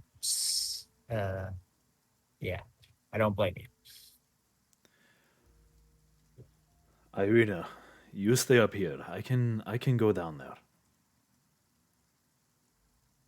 Brother, they know what they're doing. Please, we cannot lose another. If I lost you on top of father, I don't know what I would do.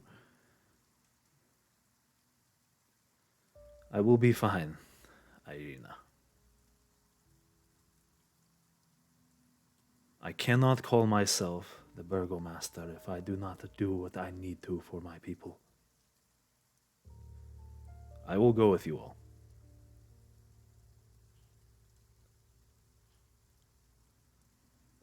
Irina, you stay here and make sure you are ready to close that door, should we need it. Well, sounds like that's settled. Without further ado,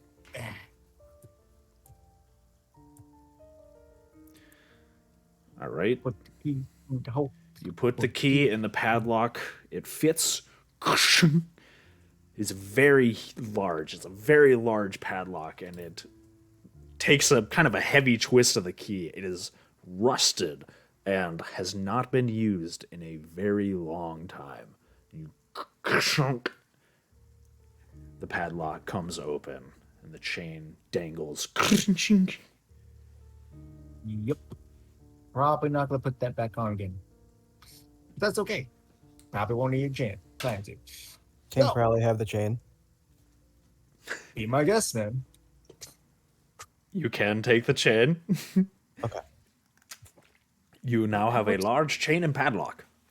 I would Very honestly recommend not just taking that if we are planning on potentially sealing this again afterwards. We may not need to.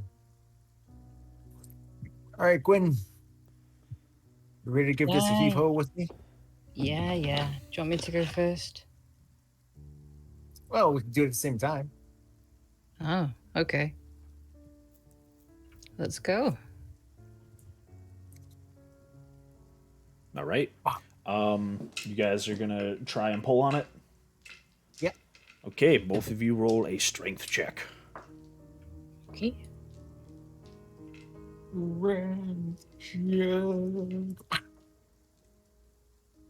Hey, I got a 14. 9. Okay. Gwen, you're a little exhausted from doing a lot of extra digging. You did a lot of the work with digging the grave before, so your muscles aren't exactly there. But Botak manages to get some good leverage, and both of you yank on it together. And flexing. As you're doing this, you kind of hear, "Father, Father, Father," and then as the door comes open, it goes silent. The door opens wide. Looking down, you see nothing but stairs and darkness.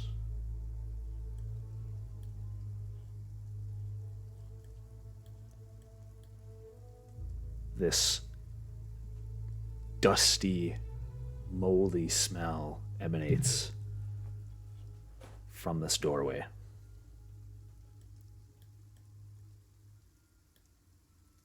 No screaming. It is silent. I'll go down first. Sure. We got something to light up, right, Threx? I'm very tempted to just cast light on Botek.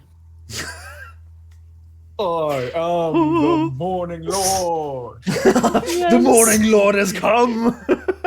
I mean, you're definitely not, I am the not light bringer. larger than 10 feet, so... I am the Sun Bro. He goes in like this, holding his arms in the air. I'm surprised you didn't take the sun symbol to use as a light. I was... Well, no, for that, I was just thinking if our holy man comes back and is very, very pissed about the fact that we charmed him, we can just try to convince him, being like, this is a sign of the Morning Lord, and just make the things glow. Just be like, hey, look, your holy symbol is glowing. What does the Morning Lord want to tell ya? But yeah. What would the Morning Lord do? You go on a Is there any random objects laying around that we can use to light the place? There's plenty. There's roof shingles all over the ground. There are chunks of I bones. have There's an holy idea. symbols. Lacking a skull, I'm I gonna have an hand Botek idea. a glowing roof shingle. Aww. I was gonna say my holy symbol. That works too. That actually works too. I mean, if if Botek asks Toxora to, she would definitely do that. Might as well, 'cause it'd be fun. Okay. Okay. Botak presents his symbol. It's a very kind of similar symbol. Just a large sun with these flourished style bursts coming out of it. Hmm? He presents it Mine's to a bit you. more. Mine's a bit more lavish, don't you think? Much more bright. It is. You If you notice wanna- there's a lot more design elements um, in his symbol compared to the symbols of the Morning Lord. Toxora is just gonna touch it. And, yeah. All right, you touch the symbol of Tolviren, and it lights up, shining the room. All right.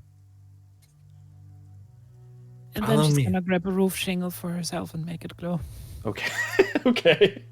You'll I don't think have you can do shining that. roof shingle and shining symbol of Tolviren, the I don't think you can do that though. Lord of Light. Is it concentration? Why? Yeah, I think it's concentration for light. No. I don't No. think it is. It's a verbal material. No concentration. No, I don't. I don't think light is concentration. I think they're fine. Okay. Yeah, you can just cast it on everything. I've had parties just cast light on like a bajillion objects at once and create a glowing sunball. Just like, here you go. Just have one of those Christmas light shows. Yeah, pretty much. Oh, Yep. actually, Yeah, never no mind. No, that concentration. was a different spell. Light you can only cast on one object at a time. Sorry, my bad. I'm a dum dum.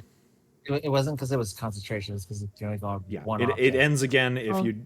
if you cast it again or dismiss it as an action. Oh, I didn't get that far in the description. Oops.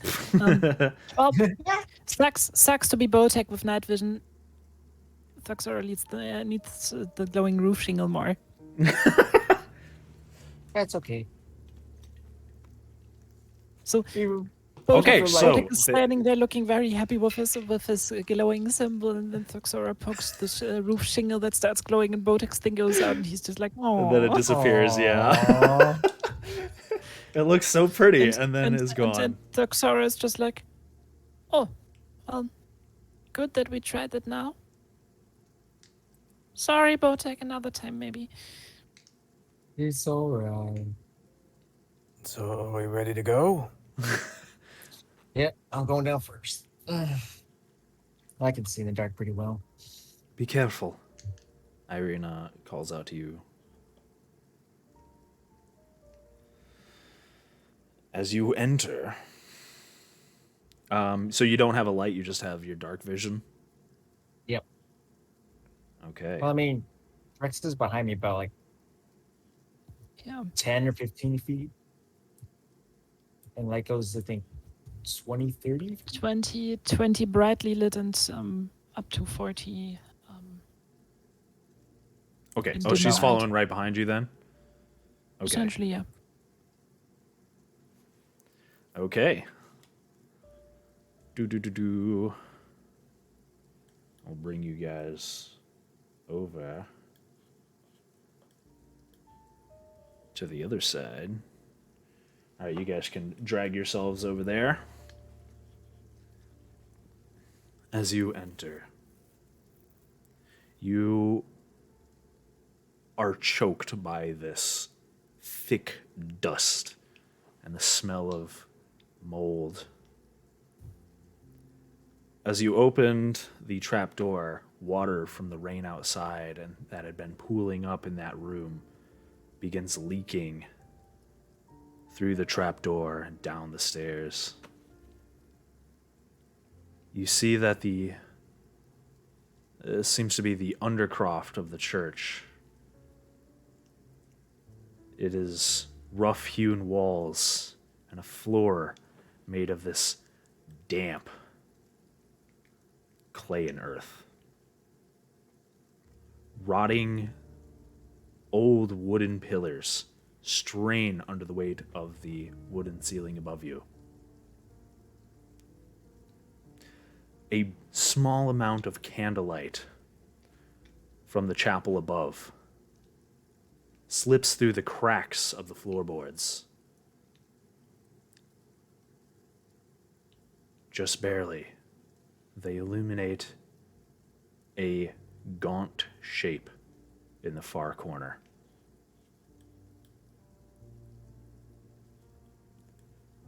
News for Ratu.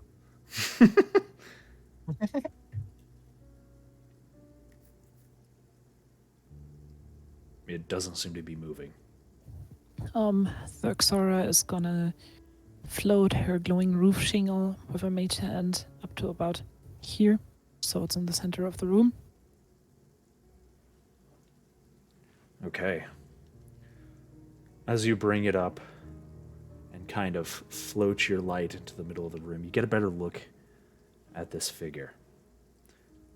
Huddled in the corner is a willowy, pale humanoid figure, arms wrapped around itself in a hunched position, kind of just curled up.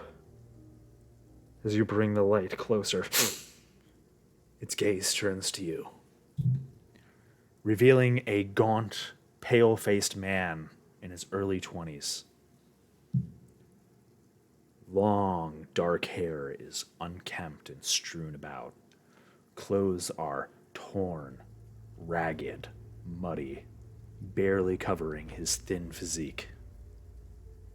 His eyes are bloodshot, and they widen at your sight. His mouth hangs open in ragged breaths, revealing 2 long, sharp fangs joining his row of upper teeth.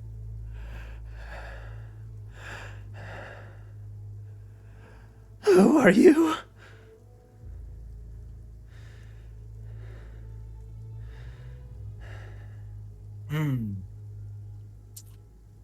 We heard screaming down here and came to see if Where is father? Well, He is currently at the inn. Don't worry, he's doing great. Suddenly, he stands up fully. He is extremely thin. His hands, his fingers like elongated almost, ending in sharp claws. He, in a very quick movement that is almost hard to catch, you see him suddenly climb up the side of the wall, kind of hanging in the corner, peering back at you from the ceiling.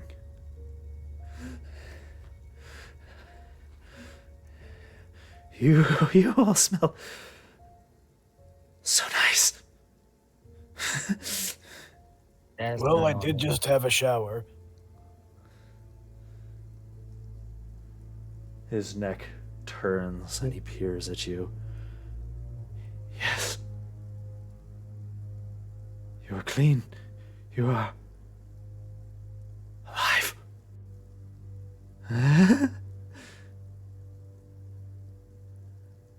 Did father send you? no. We came on our own accord. We heard someone screaming and wanted to make sure that whoever that was not being harmed. Again, he kind of skitters slightly, almost like spider-like, crawling across the wall, down on the floor again. So he didn't feed me again. Of course not. I'm so hungry.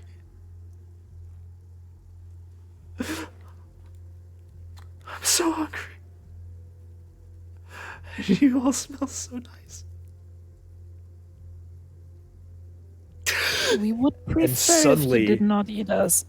Mid-sentence, he starts lunging and making his way for the trap door. He kind of begins to move, not directly towards you, but in a very quick movement, almost like crawling along the ground. He makes his way towards the side of the stairway and begins heading in that direction. What are you guys doing? Go to be in front of him. Gwyn uses a hammer to block across.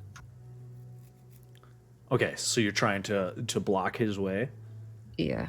Okay, you go to move in front of him, and he tries to move right through you. I must get out! Let me out! And I need you guys to... You're gonna roll either strength or acrobatics. Sorry, either athletics or acrobatics, whichever you want, to try and restrain him if that's what you guys are gonna do. 18 on athletics. 21 20. on strength. Okay. Athletics. 13. Can I actually use my newly acquired chain to try and wrap it around him to keep him from Whoa! Didn't mean grabbing to on do that. anyone? What? Hold on. Give me a second. I screwed something up. My bad. Uh-oh. I put the Oh, whole that's map on the very good. token layer, so the whole map was a token briefly. Oh. Aw, That look would've at been very him. unfortunate. I actually have a picture of him. Do you guys want to see a picture of him? Yeah. He's a beautiful Yeah. boy. Hold on. Gnome tackle. Oh. Nope, that's not what I wanted. I want to see if I can find the handout.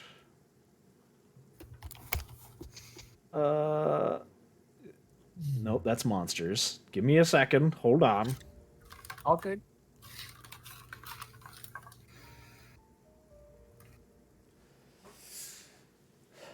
All right. It is going to show his name, but that's okay. You guys you don't know his name yet.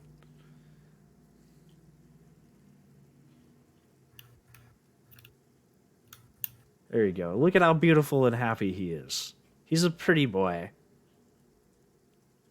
Aw. He looks so happy, guys. He's got a lot of wrinkles. You guys, okay, so you guys rolled, sorry, say again, what were your rolls? I got an 18. 21 strength. 20. Okay, that's plenty. He rolled poopy doopy. You, And I wanted to use my newly acquired chain to kind of just restrain him so he wasn't clawing at anyone. okay, you're going to try and restrain him. Well, as soon as he notices that you guys are stopping him, and you guys manage to restrain him and stop him, I will try, okay, roll, you're just gonna have to roll just a straight dexterity check to try, actually roll sleight of hand to see if you can get the chain around him fast enough. And he's gonna roll to get out of it. Yeah, no. 6. Well, you could roll If poopy. only.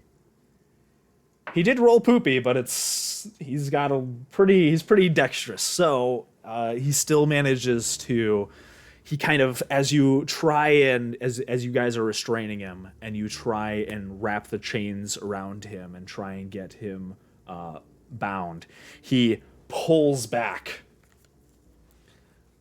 He's gonna attempt to break your grapple.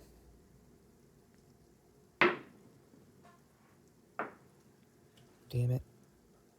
Which he does so. And my dexterity was better. Both mine and Gwyn. What was your rolls again? 20 and 21. Oh Yeah. no, this was for sleight of hand for me to get the chain on him. Oh, he does not beat the 21. Okay, no, you're okay. You managed to keep him grappled. Let me go. I need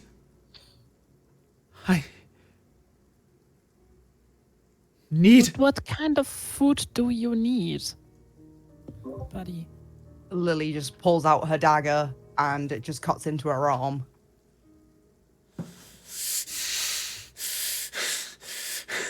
Are you his okay breathing there? suddenly becomes extremely heavy as he smells the scent of blood.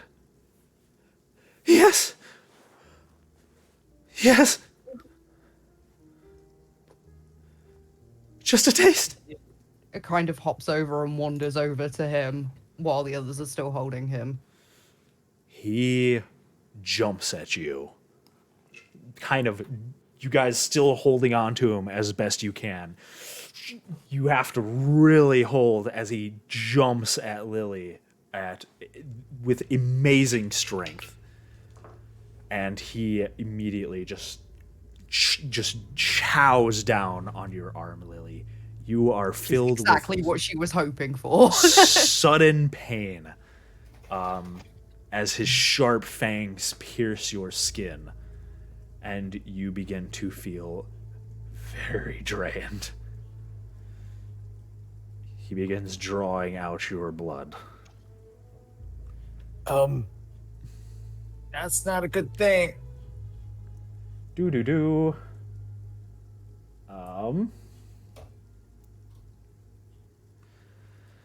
Let's see here. You're gonna let it happen then? Yeah, she is just Okay. very interestedly watching. Why are you doing that?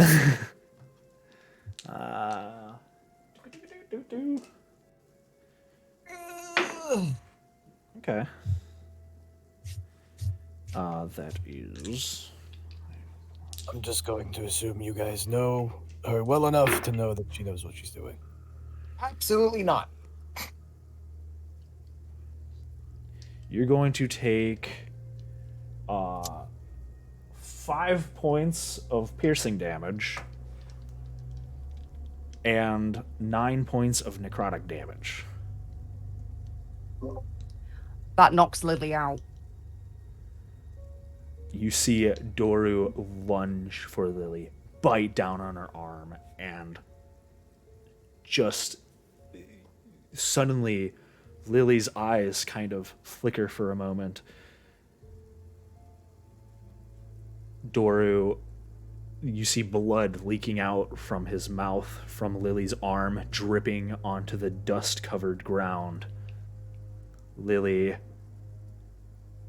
suddenly falls over and faints. Crowley Doxora is gonna cast Healing Word on Lily. and Crowley's gonna like catch her as she's going down just to. Okay. Lily is gonna regain 6 health points. Okay, you catch Lily, Crowley, and Thyrixora, you go up to her. You see Doru.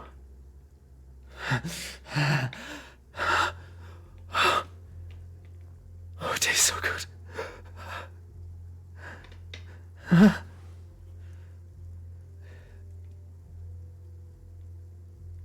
It tastes so good.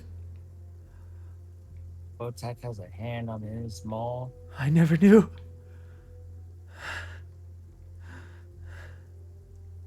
His breathing seems to calm down somewhat.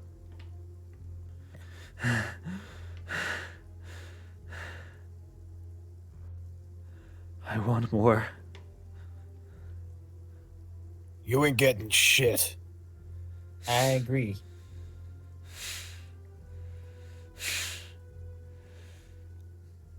Please. Only a little. Only a tiny You're bit. lucky you aren't dead right now. But I am dead. I might as well be. in here for years. Do you know what the hunger feels like? Do you have any idea? Well, I lived out on sea for years, and we've had times we've had no food. This is nothing compared to the hunger that a mortal feels. I yearn to feed, to kill.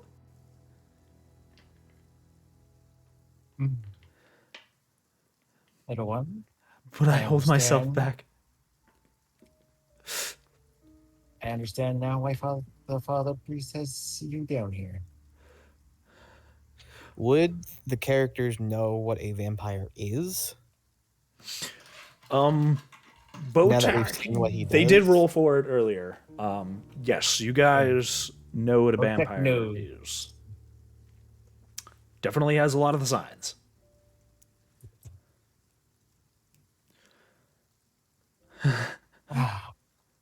Okay. You don't understand. My own father.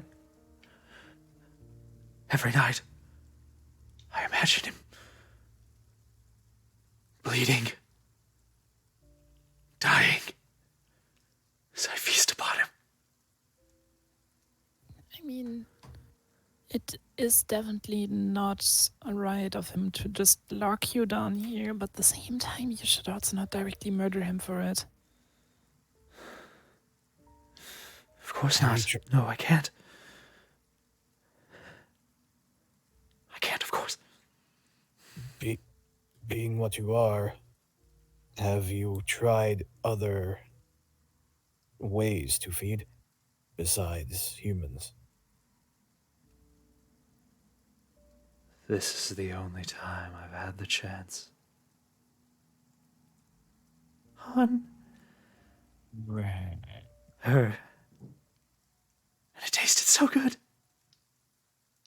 Oh, it tasted so good. Have you always been this way? And if not, how did you become this way? No, I wasn't always this way. Of course not. This curse was put on me. We tried to fight back. We tried to do what we could. But he's too strong. Who? The devil.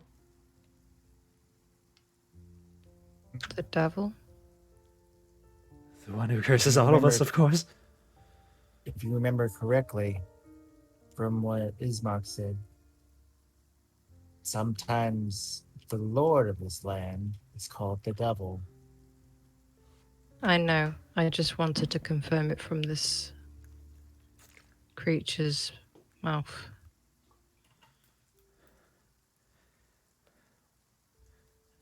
There is no stopping him. Even now, I feel his call. I need to leave. He's gonna try and break free again. Corey, I kind of want to just, yeah. If you guys are gonna try and hold on to him, roll athletics or acrobatics, one of the two. Gwyn and Botak are which of you are holding on to him? That would Me. be, yeah, since he broke free of me. Is it Gwyn and Botak? Or just Gwyn? Gwyn was. Okay. It was Gwyn, 21. I need you to roll. Okay. You manage to hold on to him as he struggles and pulls against you. Your large dragon-born physique is enough to keep him held in his spot. And he kind of you know, like Smeagol in Lord of the Rings when he tries to get away from the hobbits, he's got that rope around his neck and he's like, and he pulls backwards. It's kind of like that, except for you've got his hand. He kind of just, let me go. I need to leave. I can't be here anymore. Sorry, little one. Don't think that's happening.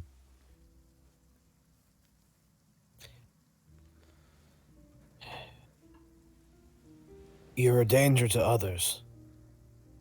You know that. We can't let you out of here. He's more of a danger.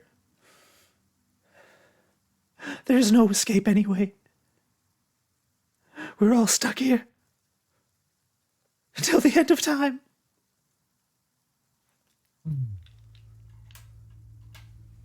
Be that as it may, you were going to murder people. Let me out! And you see his brow begins to furrow. And I he look kind him of dead in grits the his teeth. face. I look him dead in the face and go, no. Let me out! You see him getting angrier. How about this? What if we make a deal?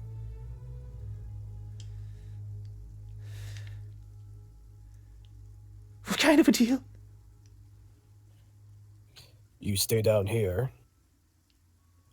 and we'll find you something to substitute for food. For now, until we can figure something else out.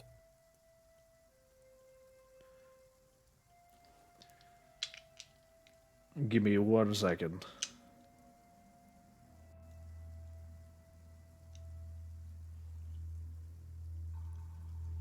Oh, okay, Ario. Okie dokie. Alright. Are you heading out now then, Aria? No, I can stay till the end of the session. Okay. Okie dokie. Sorry. But yeah. Okay. Just, I thought I'd give you the heads up in case it changed your plans. 'Cause it gives Okay. you a little bit more leeway if you want to do something. So. No problem. Okay.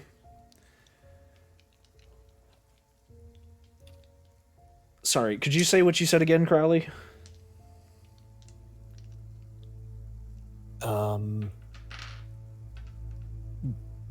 Basically, he just said, make a deal that he stays down here.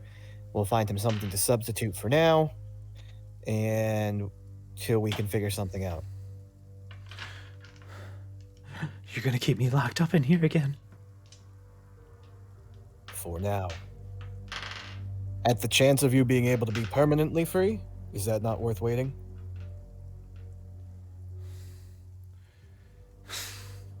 Roll persuasion. Okay. 16.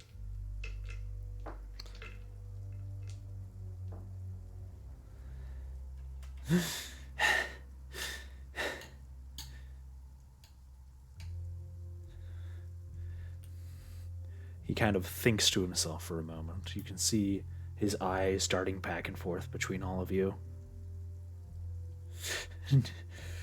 No, you're going to keep me trapped in here again. You're going to lock it again. I can't let that happen. Let me go. And he all of a sudden lashes out at you, Gwyn. He's going to attack you. Unfortunately, you just were underneath the check for the persuasion. Fuck. Ah, God. Roll for initiative, I assume. He's gonna miss. He swipes out at you, and you just manage to step out of the way of his attack. Yep, I'm gonna need all you guys to roll for initiative. Because he's not a happy camper. The door of the door of the trap door is still open as 5. well. 5. Okay, let me get the initiative turn timer up in here. Lily, you got 5. 3. Gwyn got 3. Oh no. Rolling initiative today, boys and girls. I got 7. I also got 7. Ortak got a 16. Okay. I don't want to kill the vampire boy. I didn't want to. I was hoping we could go with your plan. What'd you get, Botak? 16. 16. Lily got 5. Thurxora, what'd you get? 7.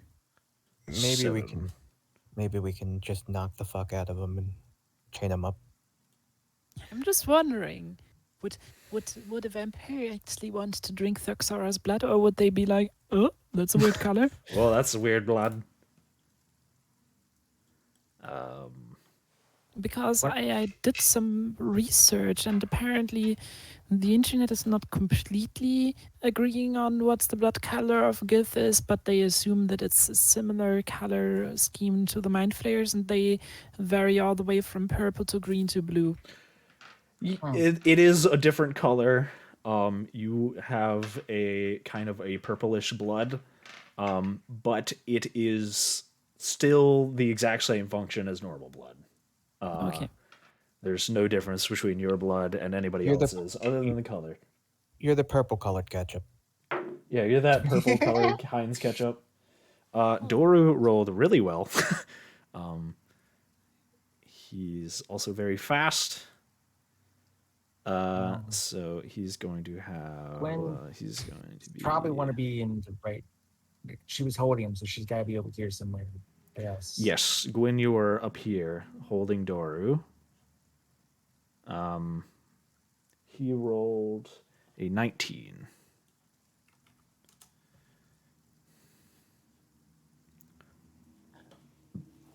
Okay. Let's get some fight music going on here, because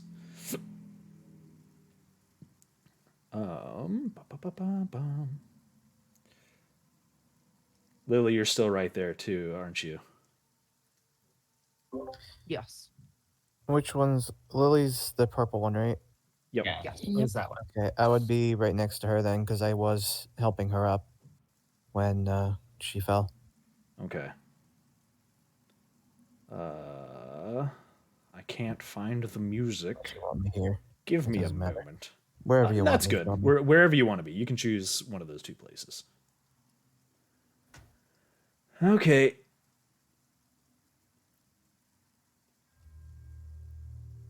Hold on. Wait. There we go. All right. Doru lashes out at Gwyn. And considering he rolled highest on the initiative, and that was his surprise round, he's going to lunge out at Lily, who still happens to be right next to him. In this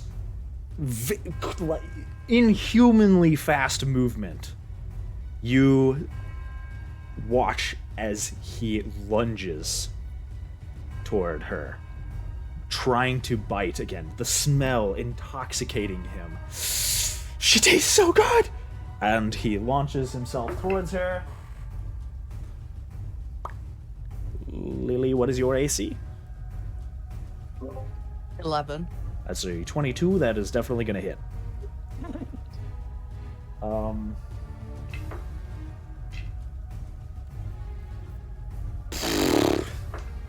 So there's a specific feature of this creature that now that he is in combat is going to take effect.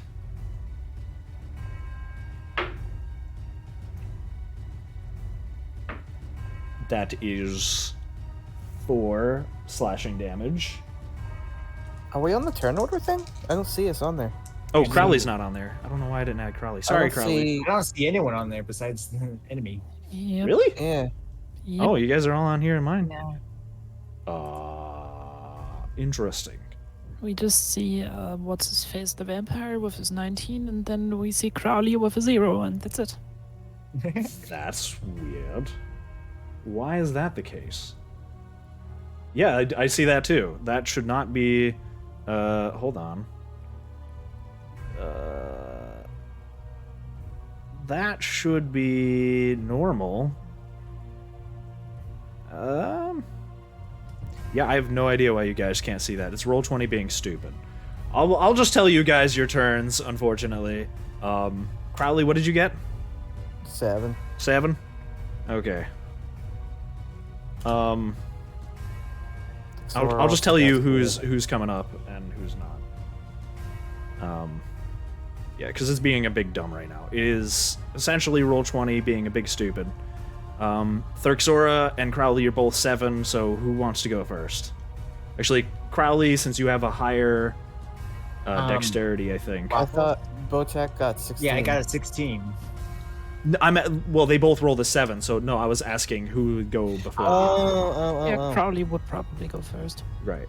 Okay. Crowley goes first. This is a hell of an opening. It's not exactly.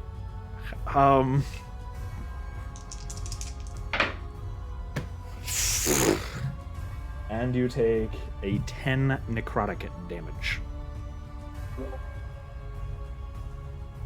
Well, Lily is well and truly down again. Question. If I remember correctly, there's also a thing with hell flooring going on. Is that applying for him too, or? That was with the other creatures. Oh, okay. Yeah. That was with the specific creatures. This one is a bit different. That's the bit, you know. Lily goes down. You see Doru lunge at her, lash onto her neck. Blood just begins spraying everywhere. It is much more intense of a bite than the last one. This one was aimed to kill. Blood just splatters against the sides of the walls.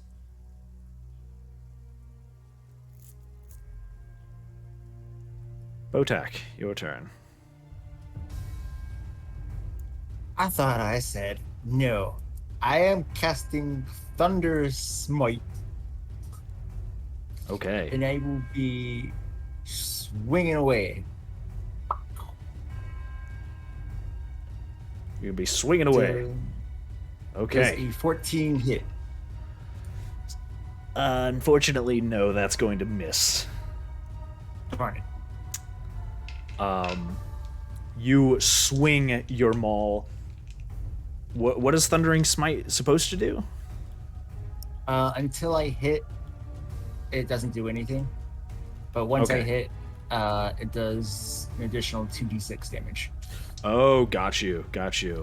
Your maul glows with this brilliant light of your god, and you swing at him, but he kind of turns around, jumps off of Lily for a moment, and manages to step out of the way of your attack with an unnatural speed. You doing anything else? There's nothing else I can do. Okay. Crowley. All right. So he's going to move here and try and hack at his neck with his sword. Okay. All right. You bring up your cutlass. And, yeah, go ahead and make your attack. Whoops.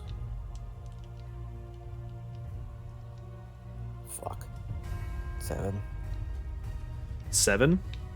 Yep. Unfortunately, he is very nimble, and Botak swings his maul at Doru, and you swing your sword, both of them missing. He seems to be extremely dexterous, and he kind of like crouches low to the ground, crawling on all fours for a moment, making him very hard to hit. Thurxora. I'm gonna cast Healing Word on Lily once again. I forgot to roll initiative for Ismark. Hold on. Ismark here too. Ismark, what are you doing? Ismark rolled like poopy. What? His How initiative is poopy 2. did he roll? Oh. So he's the absolute last in line. Yep. I see. Anyway, it's another cast of healing words on Lily. You go to cast This healing word time- on Lily. This time it is going to heal. Oh, 6 again. My D4 really likes me today. You cast healing word on Lily. Nothing happens. She continues to bleed on the ground. That is not good.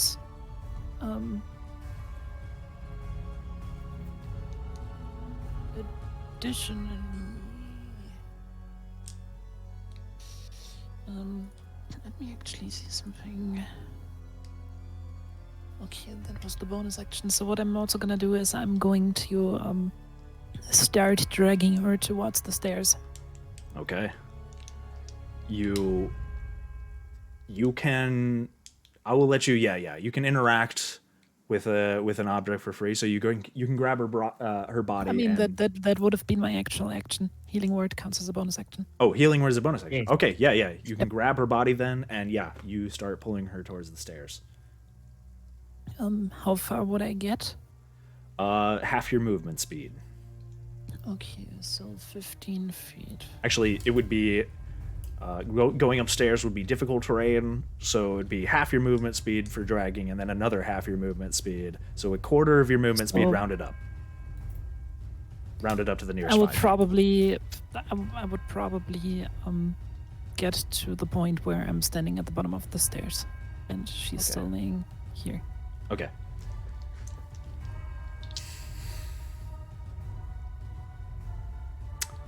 Okie dokie then.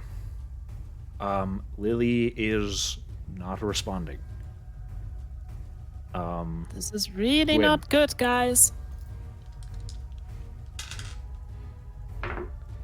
Your turn, Gwyn. Gwyn sort of looks over at Lily, gets quite angry and fed up, and she gets her hammer and she does the bonk. She does the bonk. Does the bonk. I rolled 22 to hit. Yeah, that's definitely gonna hit. Okay. Oh.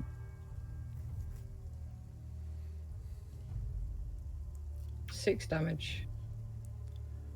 6 damage. Okay.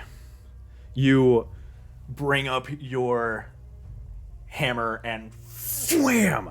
Slam it into his chest, and you hear a as he gets knocked backwards slightly. Okay, anything else? Nope, she's just gonna angrily hiss at this little bitch. Okay. Ismark's go.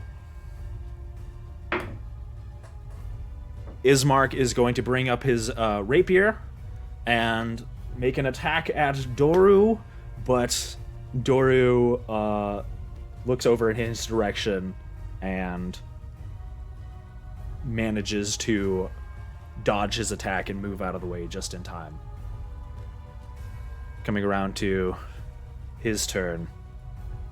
Gwyn, seeing your huge hammer slam into his chest, you see you can almost hear bones crack. And you watch as he dodges Ismark's attack. The hole that you had pulverized into his chest begins to mend. You motherfucker. He looks around to all of you. He sees an opportunity. He's going to make a lunge towards the trapdoor. Gwyn, you can take an opportunity attack. Yep. I will.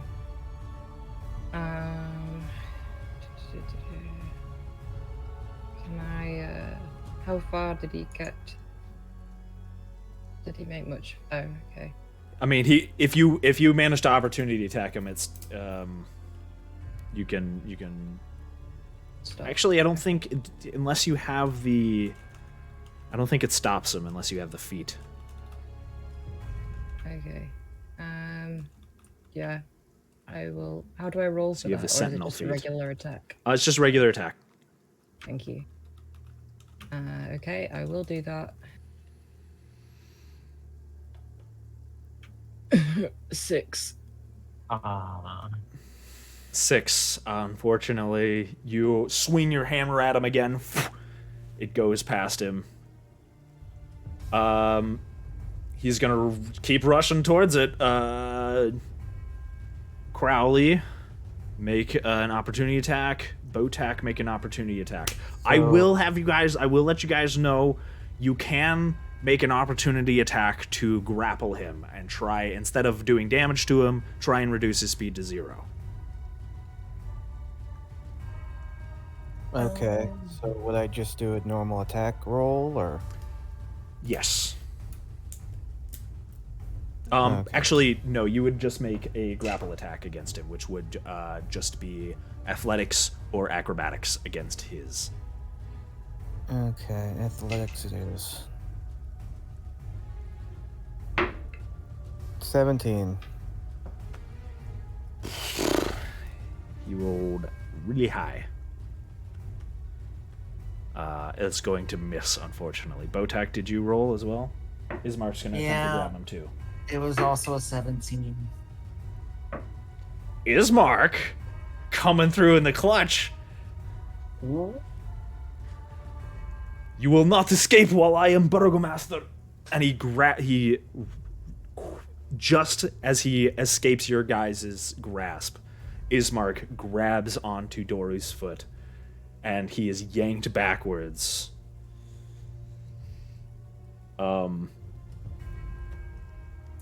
He kind of like turns around on his heel and snarls at Ismark, trying to claw his way away from him.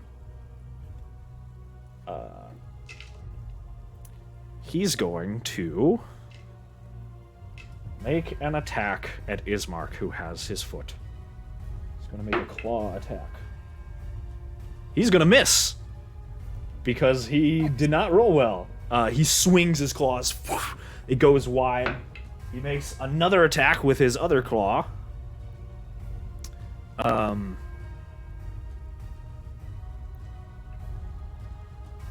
And that's also going to miss. Dang. Really? Oh.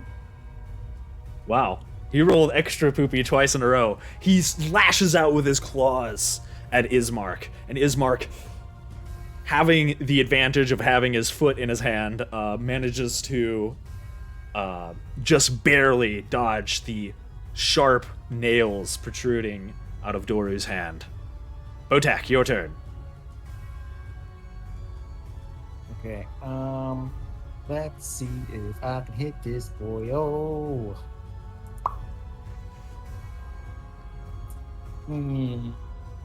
15. 15 hits. Yes, let's go big mode. So, not only am I going to be hitting him with the Thunderous Smite, I am also going to be using another ability for the Paladin, known as Divine Smite. You're gonna double smite him. Which means I am going to do... Can you use more than one smite per turn? Divine Smite is only when I hit, and it only allows me to use it if I just expend the spell slot. It doesn't count as a spell. Okay. So I'm going to be doing my weapon damage. So let me go to that real quick, which is going to be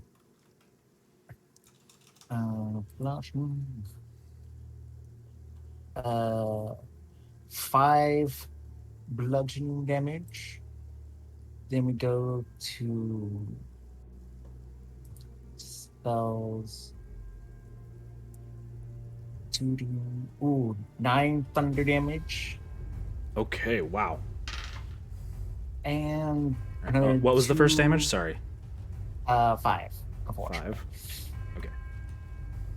And then 2d8 for the You said 12 thunder damage? 9. Oh, 9. Okay. Okay, got you. Sorry about that. Well, it doesn't have my divine smite in the class features at all.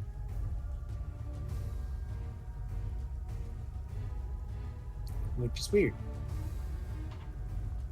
Oh, here it is. Divine Smite. No action. But it has no thing, so I guess I just click on this and I'll roll 2d8s.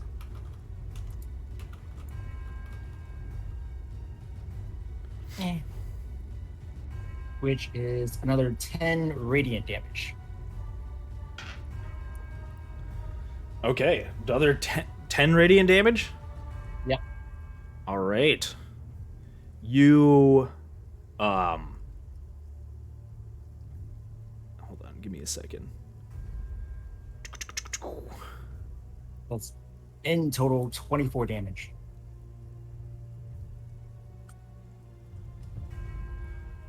All right. Your hammer lights up with the divine light of your god, of Tolviren, and you slam it into Dora while he's down on the ground, being held by Ismark. Your maul makes contact, and he yelps as you, again, hit him in the same spot on the chest. Just let me go! He screams out. No can do. You hurt my friend. Okay.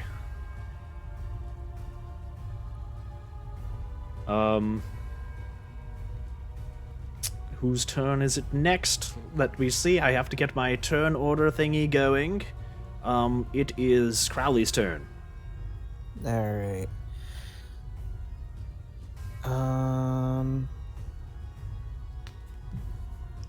Alright, so I'm going to wait, where is he? Okay, he's right next to me. Alright. I'm going to swing at him with my scimitar again. Okay.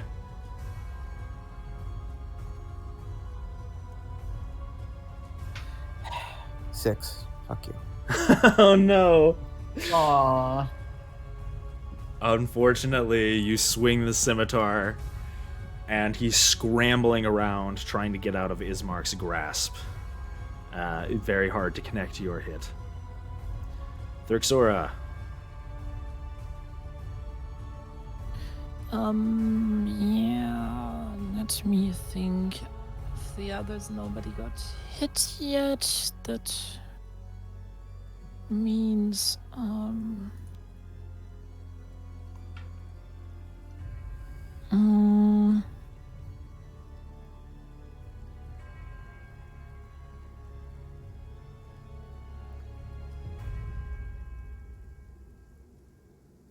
I am going to be very angry about what happened to my friend Lily, and I'm gonna start swearing at it and viciously mocking this little bitch that dared to just bite her.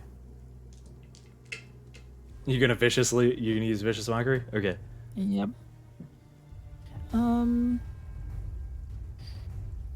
So he has to succeed on a wisdom saving throw with a threshold of 12. He did not make that. Okay, that means he is gonna take 3 psychic damage Okay. and has a disadvantage on the next attack roll. Okay. Okay.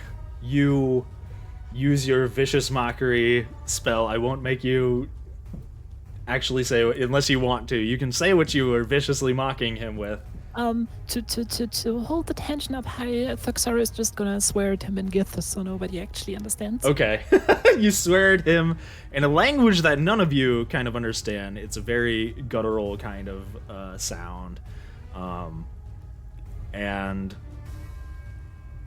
you see this kind of strange aura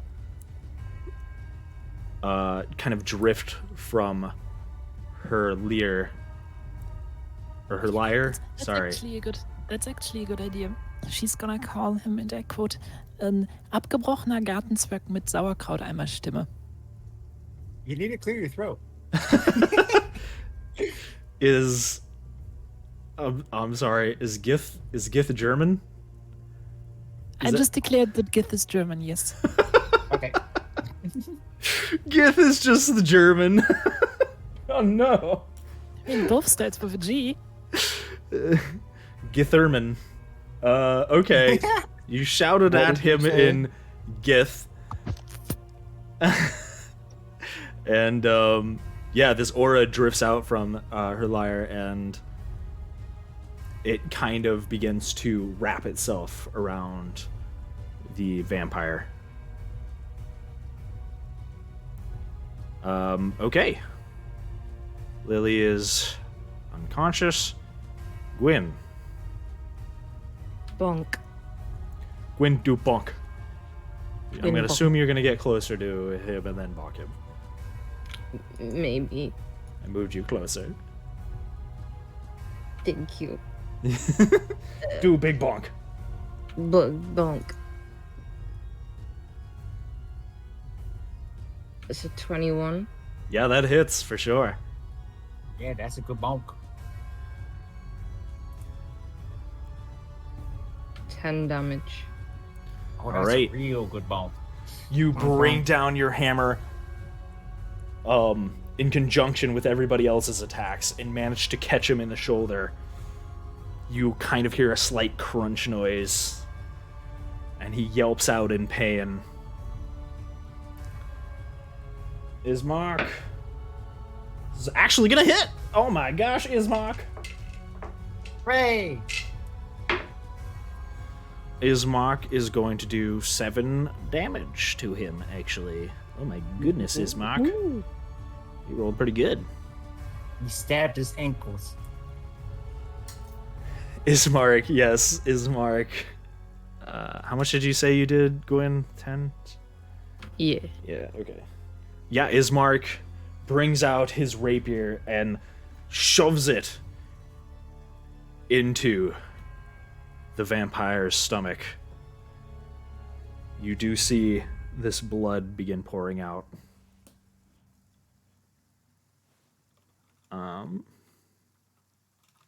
See, that is 7 damage. Okay. Yeah, he did a whole whopping 7 damage. Heck yeah. Go, Ismark. Alright. It's Vampire Boy's turn. He is going to attempt to break the grapple.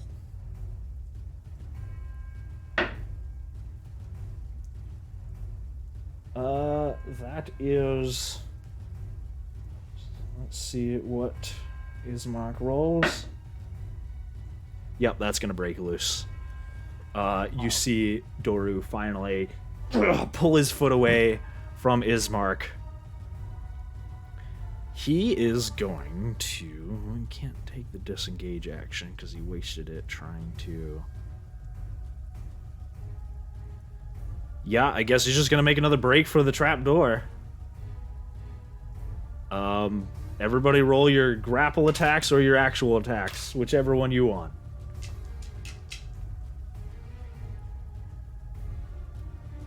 Also, you notice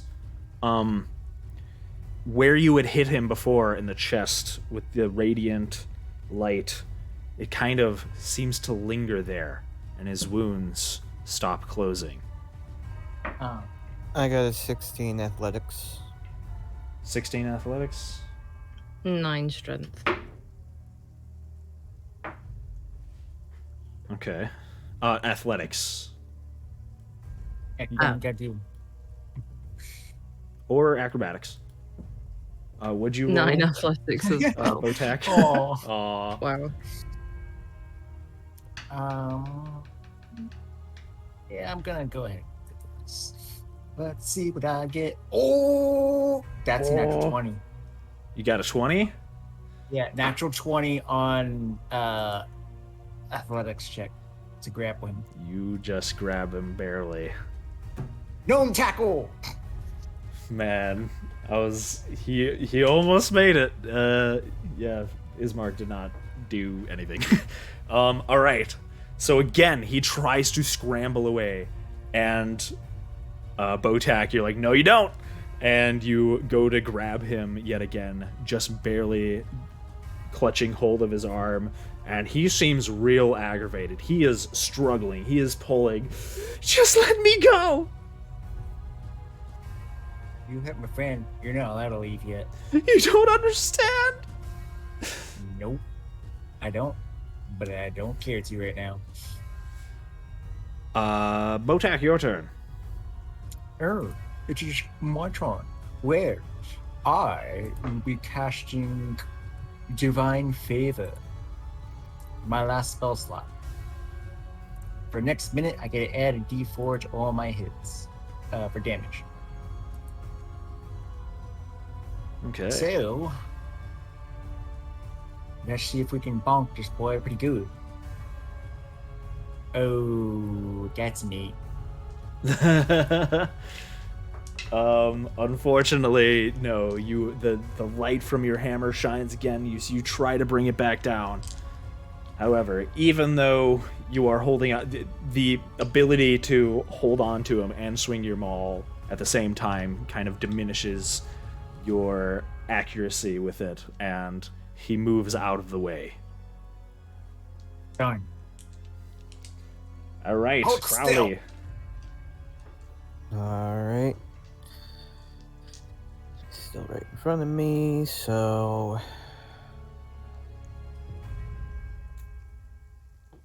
I'm going to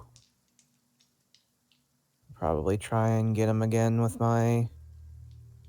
You know what? No. I'm gonna use my dagger Okay. and try and nick him with that. And Nick him with a dagger. probably try and like aim for his chest, heart area. Okay. 17. 17 hits. Heck yeah. Sweet. Yes. Okay.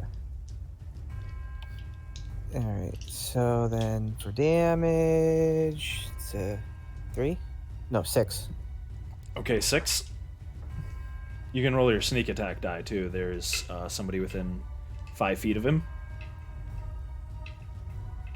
Oh, yeah, you're level 3. The sneak attack damage is going to be strong. 9.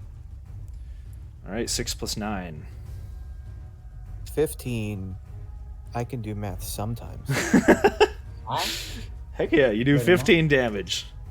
You stab your knife into him, trying to aim for the same spot that like the hammer and the maul and all that had hit him. Plunging your dagger into his chest, he kind of yelps. He looks at you with angry eyes.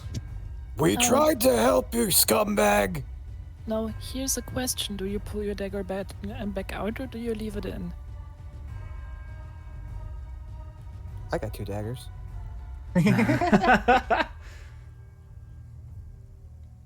I'm assuming you have a plan. That might be a setup for a combo attack, yes. Yeah, I'd probably leave it in. Okay, you're leaving the dagger in his chest. Got it. I mean, he's a vampire. Okay, Yeah, okay, you're not cool. wrong. All right, And then is that your that's turn? it. Okay. Yep.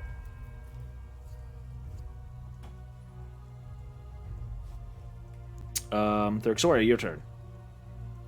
All right, with this dagger stuck in his chest, he now is in direct physical contact with a metal object, which I will use to cast heat metal onto the dagger. Okay. All All right, I like it. You see, Burn that dagger in his chest. I'm gonna cast that. He is gonna take, where's my d8? There's my d8. 1 and That is 9 damage total. Okay.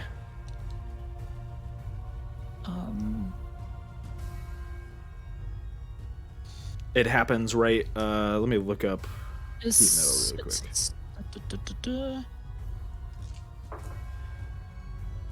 Let me just. Now the question is,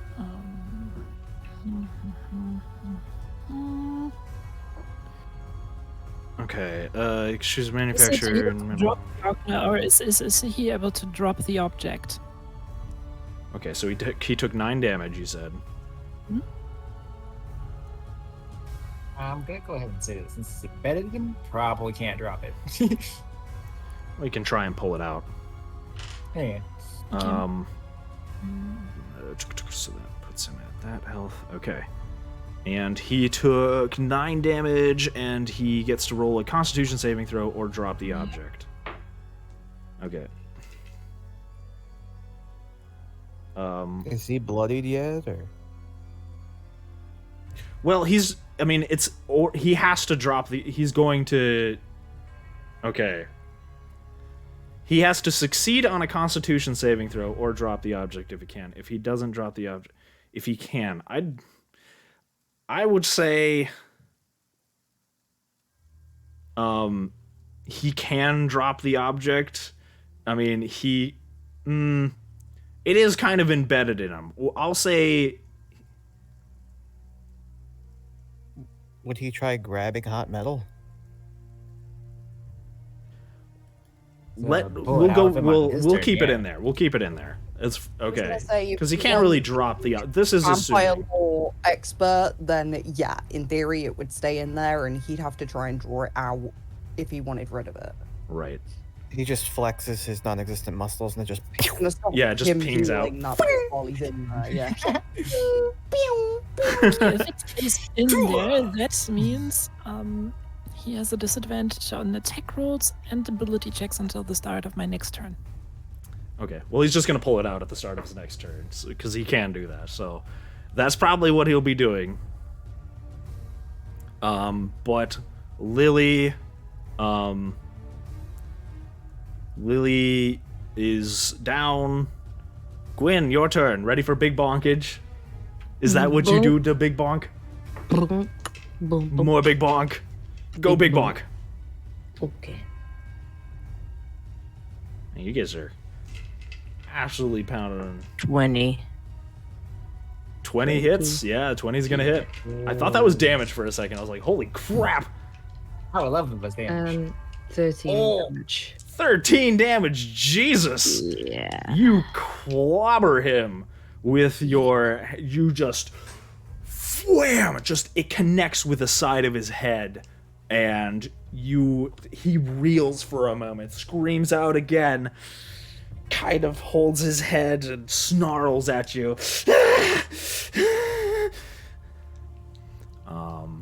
Jesus. Alright, you guys are wailing on his booty. We're angry. Apparently so. Alright, Ismark gonna go do a thing.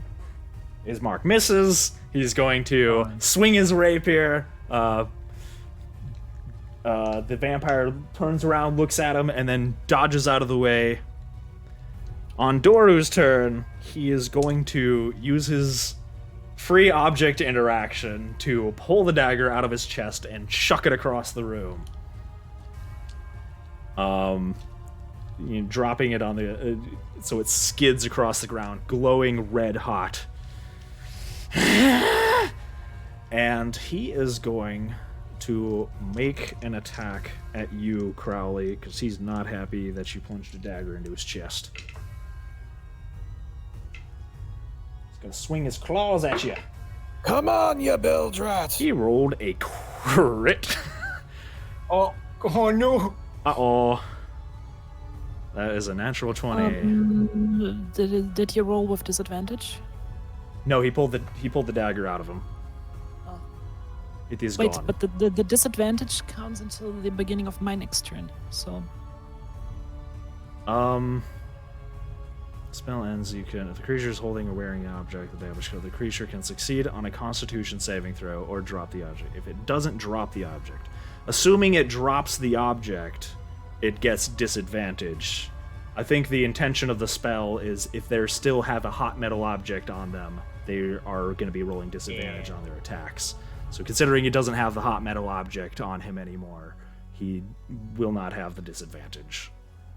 Because he can use his free action to just take it off of him. It's not something he can drop, but he can get rid of it in a pretty quick manner. If he was wearing armor and it heated up, he would have a much tougher problem getting rid of it because it is freaking armor. But a dagger, he can kind of just... So you could cook someone alive in their armor. That seems like a good idea. Yeah, heat metal on heavy armor characters, oof. That's a big oof. That is what you call the tank destroyer. Especially if he casts at a higher level. But yeah, he did roll a crit, so I'm gonna keep the crit. It is going to be 2. This is only a crit on the claw attack. It wasn't a crit on his bite attack. Sorry. Okay, he rolled. Okay, not too bad. It was only the claw attack, so you're gonna take 15 points of slashing damage. 30, 40, 15. All right. And then he's going to make a bite attack against you. Actually, no, he can't. You're not grappled. Sorry. He has to make sure he's grappled you first, but he's going to swing. And he also already used his extra action to pull out the dagger. That's the free action. You get a free object interaction every turn. You can interact with one object for free. Yeah. That's just part of... Yeah, everybody can do that. You guys can do it. If you want to pick up something or something, you get a free... Beside your bonus action and your regular action, it's a free action to pick up an object, move an object, pull an object out of your chest. Yeah. Okay. Is that all you got, you moron? That's gonna miss, though.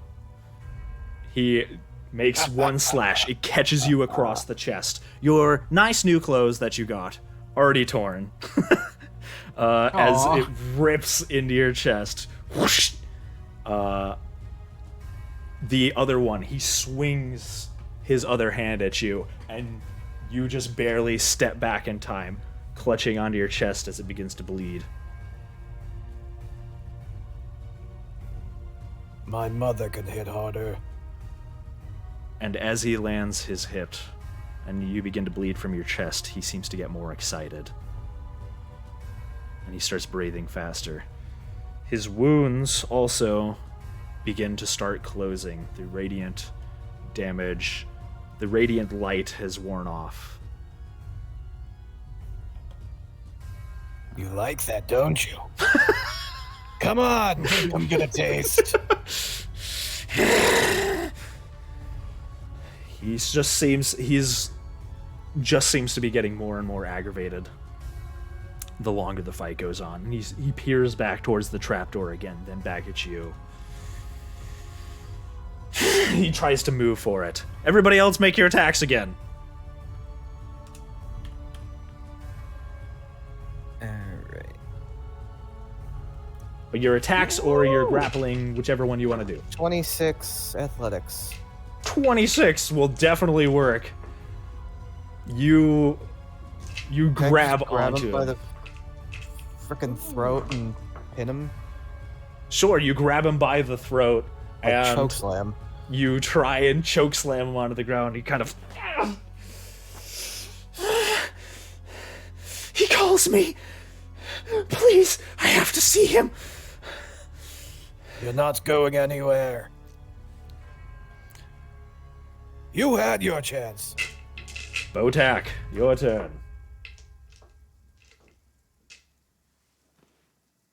Actually, for my reaction, I actually swung to hit him. Did you? Okay. Yeah, and I got a 20, not a natural. Okay. But- Yeah. If you swung to hit him, I guess I should have had you declare what you guys were doing ahead of time. Yeah.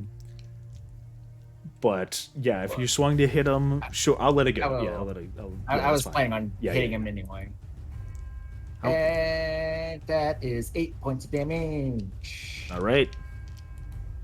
Plus the spell damage of Divine Favor, which is 1d4, 3 more Radiant. 3 radiant plus what? 8, so that's 11 total. 11 total. Okay.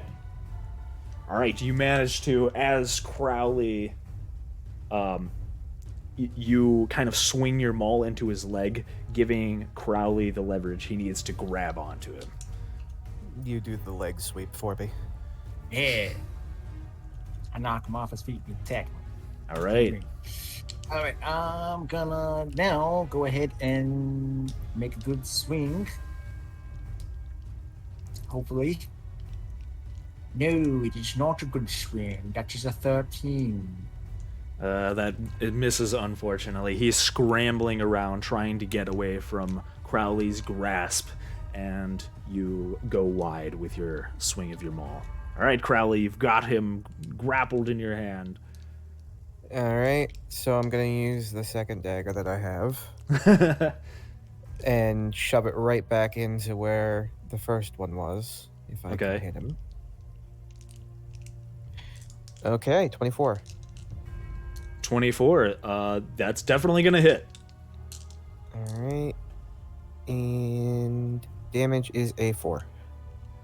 Okay, 4. You can roll your sneak attack damage as well, once yeah. per turn.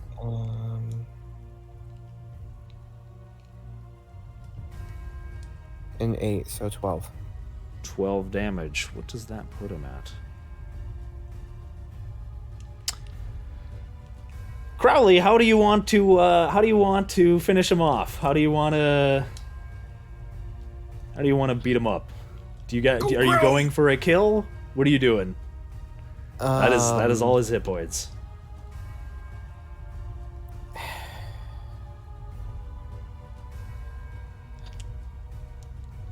I'm gonna take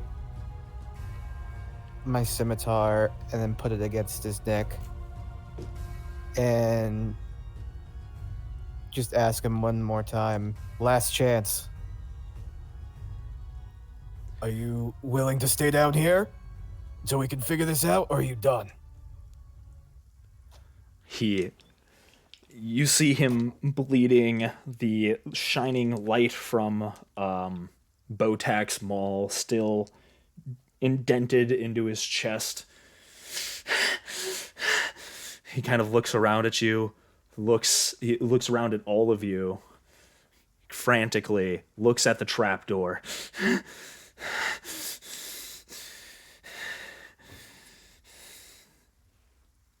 And he slowly just drops his arms.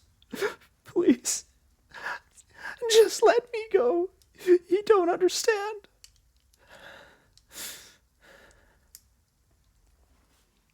He seems to have stopped fighting for now.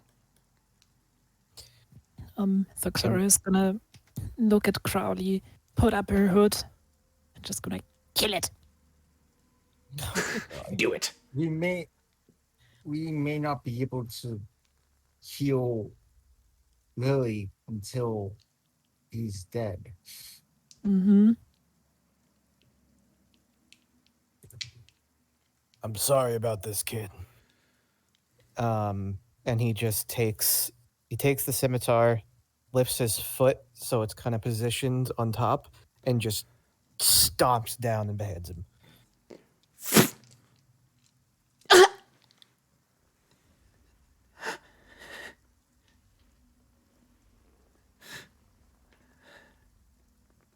The Morning Lord will greet me.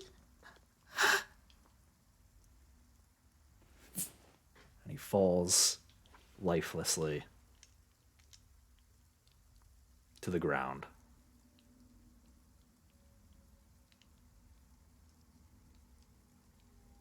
And that's where we're going to stop today. Aw. That's the end of the session.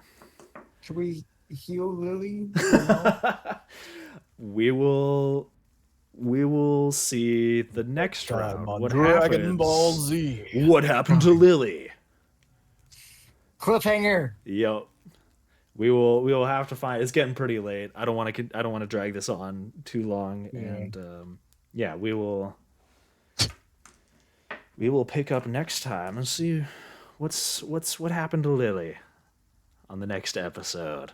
I hate to cut it off there, but I think that's a good ending point. I like me some cliffhangers. All right, hanging from the cliff, there is the question: Who shalleth we raideth? Who shalleth we raideth?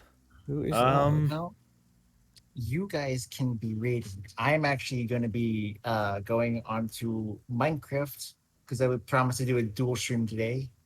What a Ooh. loser. Then we shalleth raideth the Shachith. Okay. You What don't you have say? to raid me, but we appreciate it. Yeah, sure. I don't mind raiding I Chachi. just need five minutes because I have to go to the bathroom. I've Make been another holding it all damage on noise. that. Well, we can yeah. I can just put on my waiting for waffles music because everybody blame waffles. Okay, yeah. Because of waffles. All right, I'll be back as soon as possible. Because Okay, of no worries. him, we are running late because of waffles. Because for us starting on time's a sin. We are running. Okay, enough. Beautiful, beautiful music. You know what? I will take it. I will bear the brunt of. We can blame all the waiting on me. It's okay. I am just a Don't martyr worry, like that. waffles. We love you. Oh my gosh. All right. Well, let's raid Chachi. He'll have a nice present when he gets back. Thank you guys, everybody who's hanging out, who was watching that very intense session. Man, there was a lot of crazy happening. My throat is not happy with me having to do crazy screams. Me neither. I wish I didn't pick the Vegeta voice. Kakarot! Let's raid Chachi. Chachi gonna be Chachi doing... is. I think he restarted the stream, so we might need to wait a minute or two. Chachi! Godverdamme, how the Dutch would say. Oh, what did Chachi. you say to the... Yeah, what did you say in German? It did. I'm glad you had a good time, Is it Taco. repeatable on stream? It is repeatable on stream. Yes, it is very repeatable on stream. It's just hard to translate it into English. If I would roughly have to translate it, it would have been you broken off gnome with a voice that sounds like a bucket of sauerkraut. Doesn't make any sense in English whatsoever. I'm sorry, bucket of gnome with sauerkraut? Is that what you... Broken off gnome with a voice that sounds like a bucket of sauerkraut. You broken of gnome that sounds like a voice full of sauerkraut. No. Broken off? Yeah, broken off gnome. Abgebrochener You broken Gartenzwerg off is the broken off gnome. So gnome that was broken off, so it's even shorter than it was already. With a voice that sounds like a bucket of sauerkraut because, you know what? Sounds like a bucket of sauerkraut. It sounds like he's got a mouthful of sauerkraut. Yeah, it's You threw a gnome joke out there and Botag was none the wiser. Yep. Now that I'm thinking about it, yes. But it's meaning the gnome for the garden, not the gnome as the deep gnome. The idea that deep speech is just, or Gith I mean, is just German. Oh my gosh.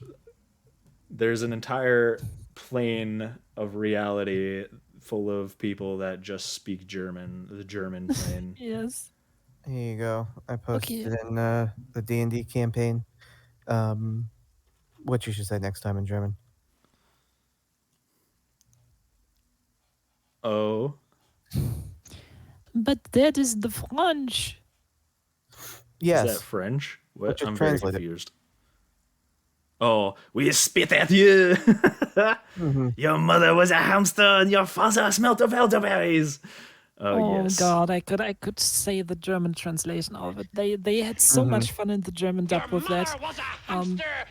They're basically they're playing off that's the vicious mockery. words Heiliger Gral or Der Heilige Gral, which means the Holy Grail, but the French with their accent misunderstood it a little bit, which instead of Der Heilige Gral, they understood Der Heilige Aal, which well, it's how to translate it. It's hard to translate in the humor program. I have no idea what you just said. They basically play off the fact that Der Heilige Gral sounds similar to Der Heilige Aal, which is how a French accent in German would pronounce it, and then it would suddenly mean urgent eel, which is a synonym for penis. So the whole conversation essentially just revolves around the lord of the castle having a penis, and the British wanting to see said penis. Okay, then. Yeah. Oh my! It's Monty Python translations are great. Translated into German. Huh. I wonder if did They they do that basically joke just on think purpose, or is it like an accident where they just like? They're doing it on purpose. They're doing it on purpose. Oh, that's amazing. In the German version of the movie, they have the whole scene with him standing up there and yelling at them that's so three funny. times cut in a row just so it fits the dialogue. It's so funny. All right. Well, it looks like Chachi's back up. I'm gonna start raiding Chachi. Cause I gotta go rush and grab some food. I am a starving boy. I am a hungry waffle. Thank you guys all. Hey, Time Lord. Thank you for hanging out, guys. I hope you guys had a fun time. Hello. Okay, bye everybody. Give Chachi some love. We're gonna play some Minecraft. I think you said, right? He is gonna play the crafts of the mine. The craft of the mine. Yes. Okay. Yes. Bye guys.